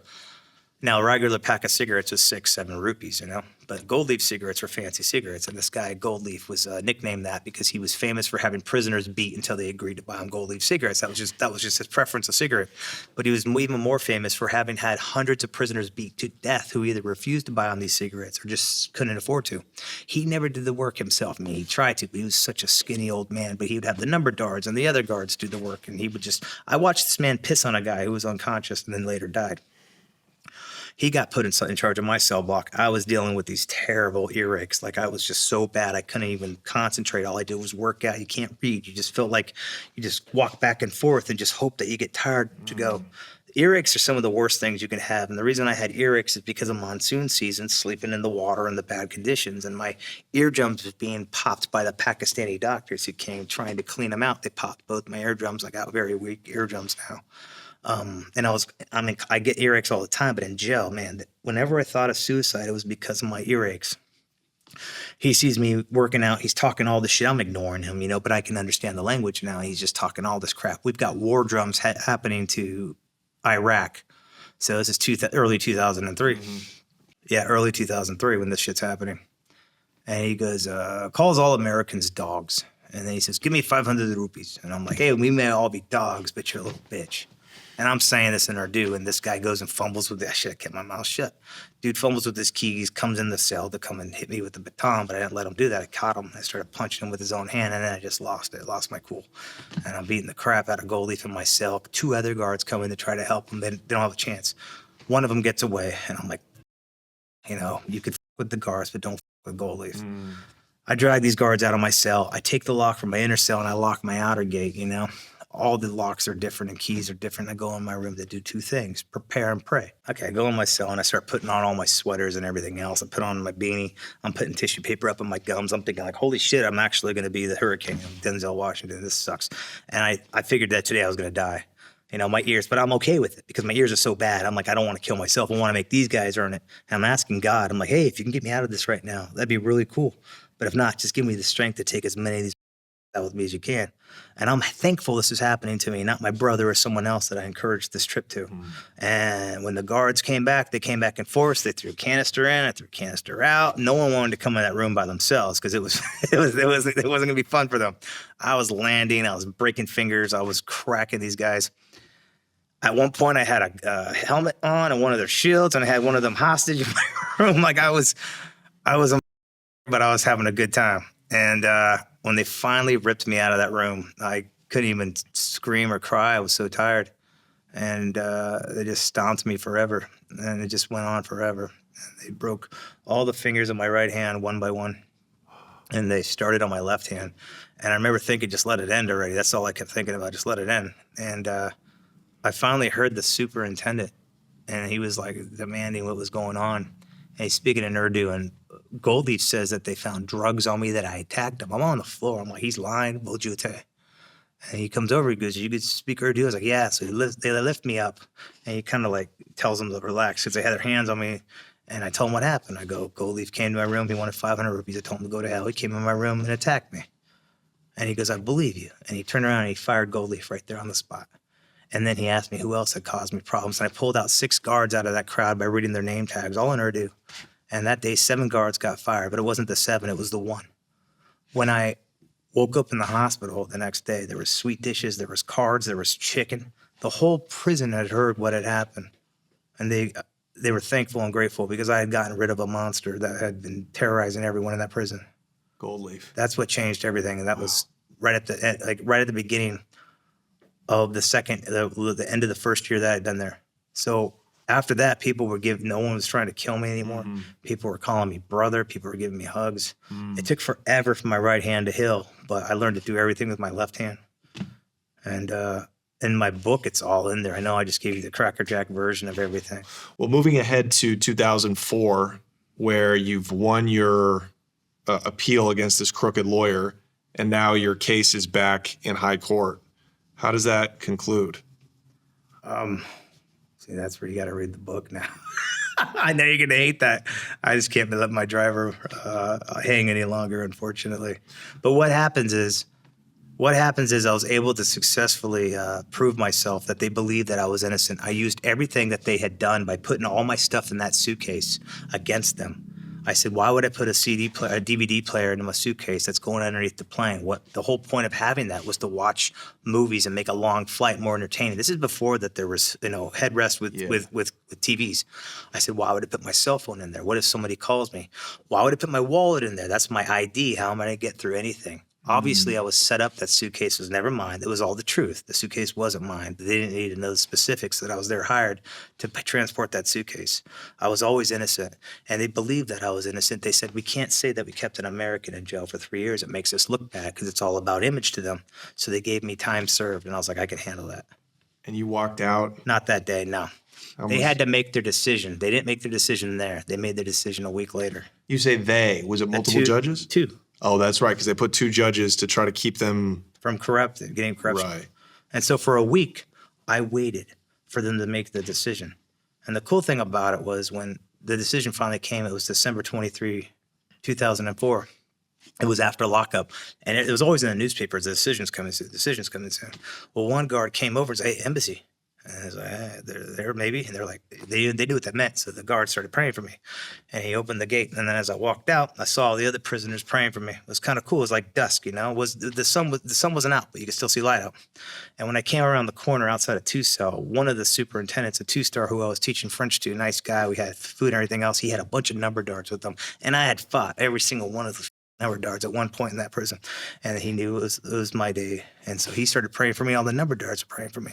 As I walked up to the front of the prison, all the gardeners, all the prisoners, everyone was praying for me to go home. So when I came in that prison, I came in swinging, but when I was leaving that prison, everyone was praying for me. Like I didn't change. They all changed. They saw me as a human. They saw me as a friend. They saw me as a teacher.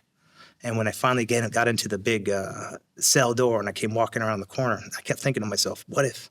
And I was preparing myself for the worst. I was like, they could have extended it. And I was thinking like, they're not going to extend it. And maybe they don't give me anything else. But then I was like, what if? And I was always preparing myself. If I have to serve the whole time, I can do it. Well, that's what I want to know is what was your maximum you were facing? He could have changed it. They could have put me back on death row. Right. I didn't see that happening, though, because I had won these guys over. Right. I had done everything for them. Like, they could have been sadistic or masochistic or whatever. It was always up to them. It's always up to them. To the judges. Correct. But you hadn't actually paid them any bribes. Never. Yeah. So and you had kind of proved, too, that you were telling the truth with that scummy lawyer. Yeah. Like, you had ingratiated yourself to where I think they believed you. I mean, obviously believed Well, yeah. Well, I didn't get those two same judges for the okay. lawyer because I got two random judges who oversaw my other case when I went back to high court. It wasn't the same judges. Those same judges allowed me to have a second chance at high court. Okay. But then I got two new judges. So, yeah, there is a slight possibility that they could just throw the book at you. Yeah. Had you seen any drug dealers be executed or heard of any of them getting executed? since you've been there? Yeah. Oh, yeah. Oh, my God. Yeah. But they're like big drug dealers. Guys who like tons and stuff like that. Pakistanis or Afghans, foreigners? Pakistanis, foreigners, yeah. Wow. And it's heroin mostly coming out of there. Not always. Hashish, tons of hashish. Wow. Do they have hashish production in Pakistan? Yes. Yes. Opium, hashish, heroin. They got other things too. And they just weren't able to pay the right people, or? I don't know everyone else's scenario. I just know my own, and even then I forget. But it just sounds like this system is so random because, like as you said at the beginning of the episode, these foreigners, these Nigerians, know how to fleece the system. They go back in multiple times and they only do a couple of years. Well, Tupac, who was a South African, Right. had been there 3 times by the time I was there. Multiple people, like he was the only one that I saw there 3 times. Most of the other people have been there twice. Right. Because they know how to game the system. If you're guilty, you want to go to jail in Pakistan. But regardless, I've been out since December 23rd. Yeah, I got out December 23rd, 2004.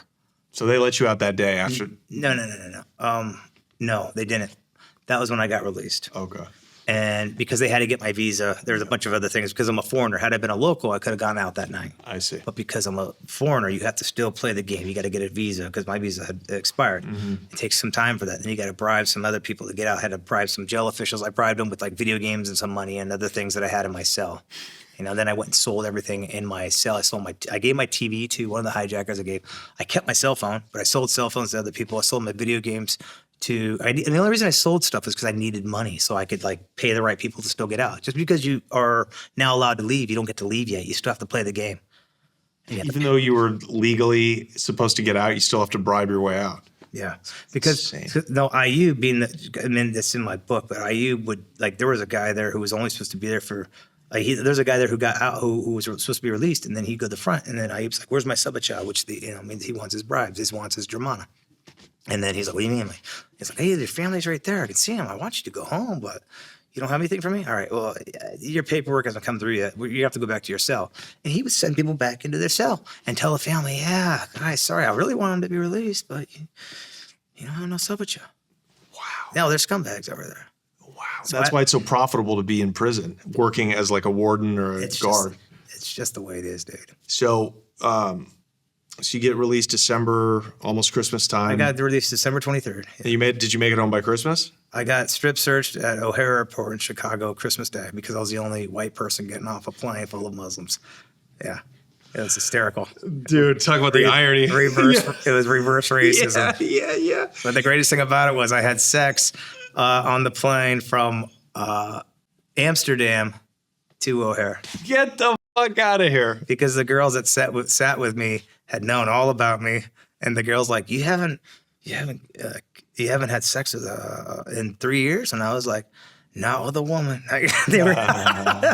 They loved my sense of humor, but they were great. So I was making out with 2 Pakistani girls on the plane to Manchester, and then one of the girls continued on the flight to O'Hare because she was studying, I think, in Toronto, and then I hooked up with her in did the Mile High Club. Smashed in the bathroom? Yeah, well, not in the seat, but yeah, in the bathroom. I joined the Mile High Club. That must have been the quickest nut. It was awkward. Yeah, for sure. It's not as great as you think it's going to be in a small bathroom. Doesn't sound great. I'm in airplane bathrooms all the time. They're tiny and disgusting. I was happy regardless. And then that day, Christmas Day, 2004, when I should have been in LAX, I missed my connecting flight, and the news story kicked me to the back because 300,000 people got killed that day with the Southeast Asia tsunami. Oh, I remember that. Yeah. That's crazy. So I was supposed to be like on Good Morning America the next day, and everyone wanted to do my stories, but then no one cared because God decided to do a disaster. So this is the question on everybody's mind is, what the happened to Ray, the guy that set you up, whose name wasn't even Ray? His name was Razmik Manassian. Razmik. So he made a deal. He wasn't the top guy at the totem pole. Okay. So yeah, real quick, because I know you got to get out of here. The DEA, at what point in your incarceration in Pakistan did the DEA go arrest Razmik? Remember, I was 6 months there in jail. And they showed me they had arrested him, so I guess in 6 months. Okay. And they only because of the Swedish girl, and then her story matched mine. He got bail, but my mom's investigator said this is the same guy. And so they rearrested him, denied him bail. Well, while he was in jail, he was giving up everyone. His information led to the biggest drug bust in Glendale history. Like 19 Armenian, Iranian drug smugglers and people. So they gave up all kinds of people. Right. Because of that, he would only serve 4.5 years in jail. His record was expunged. He was never punished for what he did to me because of all the information he gave. I won a $20.4 million civil suit against him, and every 10 years I have to renew. Unfortunately, his name is like a John Smith in the Armenian community, so finding a Razmik Manassian is not easy. There's so many of them. And I'll keep renewing it in case something happens. He wins the lottery, he buys a bunch of Bitcoin, something, just so he doesn't ever get off. But every 10 years, I have to renew it. What do you mean renew? Renew that judgment that I have against him. Okay, so they found him and brought him to trial. No, he was in jail when I won it. He was still in jail for 4.5 years. So I won my civil suit judgment against him while he was still in jail. Okay, so you just can't get any money out of him because he hides it. Because they don't know which one's him. So when I've had investigators trying to find out who's who, they come up with a bunch of Razmik Manassians, but they don't know which one is him. Jesus. So it's like a John Smith. Yeah. Okay, that's so up. Yeah. What do you mean you can't find who the right one is? I guess they can't force him, but you can't send sheriffs to dig into his records, I guess. So real quick, I'll end on this. I did find him. It's in my book. I found him on Facebook. He thought he was meeting a girl that was completely out of his league for a coffee date. And I beat the shit out of him in a Rouse parking lot in Northridge. This asshole went straight, because I was trying to find like a wallet on him so I could have his address. He didn't have a wallet on him, so I never got his address. People saw a white guy beating the crap out of an Armenian, so all these Asian people were calling the cops on me. I looked like a monster. I broke his thumb, he was screaming. I wanted to break all his fingers because I got all my fingers broken.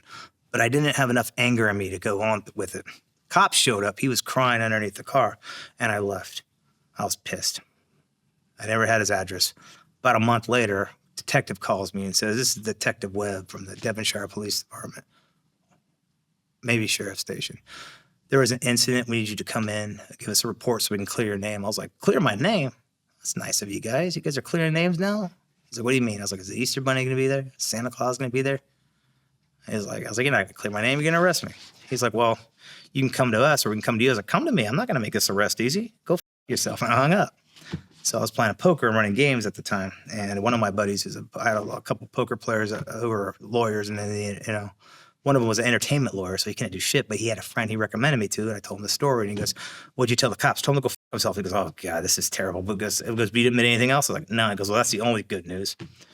He contacts the detective on my behalf, and the detective says that supposedly Ray went to him and said some crazy white guy he's never met before, says he put him on death row, attacked him. It was unwarranted. And he goes, that's weird because my guy has a judgment against him. And the detective goes, yeah, he failed to mention that. So when they sent the judgment to him, the guy's exact words were $20 million. And they go, there's a little bit more of the story than that guy's telling you. So then my lawyer says, you're just going to go to the sheriff's station and talk to him. I'm like, I don't want to go to the sheriff's station. They're going to arrest me. He goes, no, they're not, but you have to go talk to them. So I show up to the sheriff's station. I'm in like a room, little half this size, wall-to-wall cops, little table. And I'm the guy who told to go f himself. Hey, how you doing? And I proceed to tell him a very quick 40-minute crackerjack version of what happened. Basically, this story that I told you, but a lot more rushed, a lot more pain. One of the cops goes, and you didn't kill this guy? For sure. This guy goes, so we have you for impersonating someone, luring someone there, assault. That carries 12 to 15 years in jail. Sounds like this guy got a little street corner justice. Never do it again. And I'm sitting in this room thinking, wow, this piece of shit had me on death row. And he tried to put me back in jail again. And all I did was break his thumb. And so I'm sitting across from these cops. I'm like, yeah, okay. So that was my only little bit of street corner justice payback that I got. Well, at least you got that. I mean, of course the guy went to the cops. He's a total scumbag. He ratted on everybody. He knowingly set you up to be, I mean, look, he may have purposely been the one to set you up. He may have coordinated with the Pakistanis to say, okay, you know what?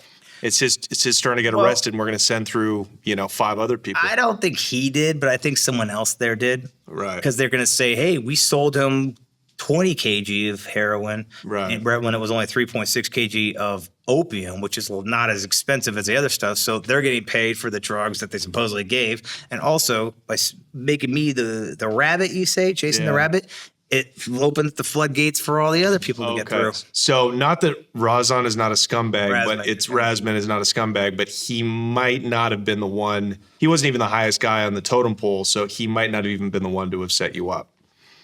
So no, maybe he's the one that hired me. He knew what I was doing. He definitely knew what I was doing. He's in the same wrong thing to the Swedish chick. Right. He's in the wrong. And those are just theories whether or not maybe the cop was a good cop and did his job and caught me. Maybe I was only there for 3.6, but I doubt it. I think that they set me up to be the fall guy so that they can get more drugs through. Well, that's it. That goes back to my question at the beginning. Who's smuggling opium? Yeah. That's the cheap version. That was to get you caught so they could send through the heroin. That's what I think. And that's what it is. That was everyone's reaction in jail too. Like all the Nigerians like, why opium? Yes. Because I don't do it. Yeah, and it's because they don't mind losing the opium. That's the cheap stuff. Anyways, well, can I plug my book? Of course, man. Plug your book. I just want to point out, like, you've gotten your life back. You're constantly working in movies and TV, and you own businesses, and I own a bar in Georgia called Audé's Ice Cream Bar. I own 2 bars in Sherman Oaks. One's called Tipsy Cow, and one's called La Bouvet, which is like a wine bar with like charcuterie. No Armenians allowed though. Yeah, I mean, if you want them to pay with stolen credit cards, it just seems to be the trend. I don't know. I'm opening up a taco spot called Sophie's Tacos in Greenville, and I'm also opening up a speakeasy cigar lounge, also where I live in Greenville. My book is called 3 Years in Pakistan, the Erik Audé story.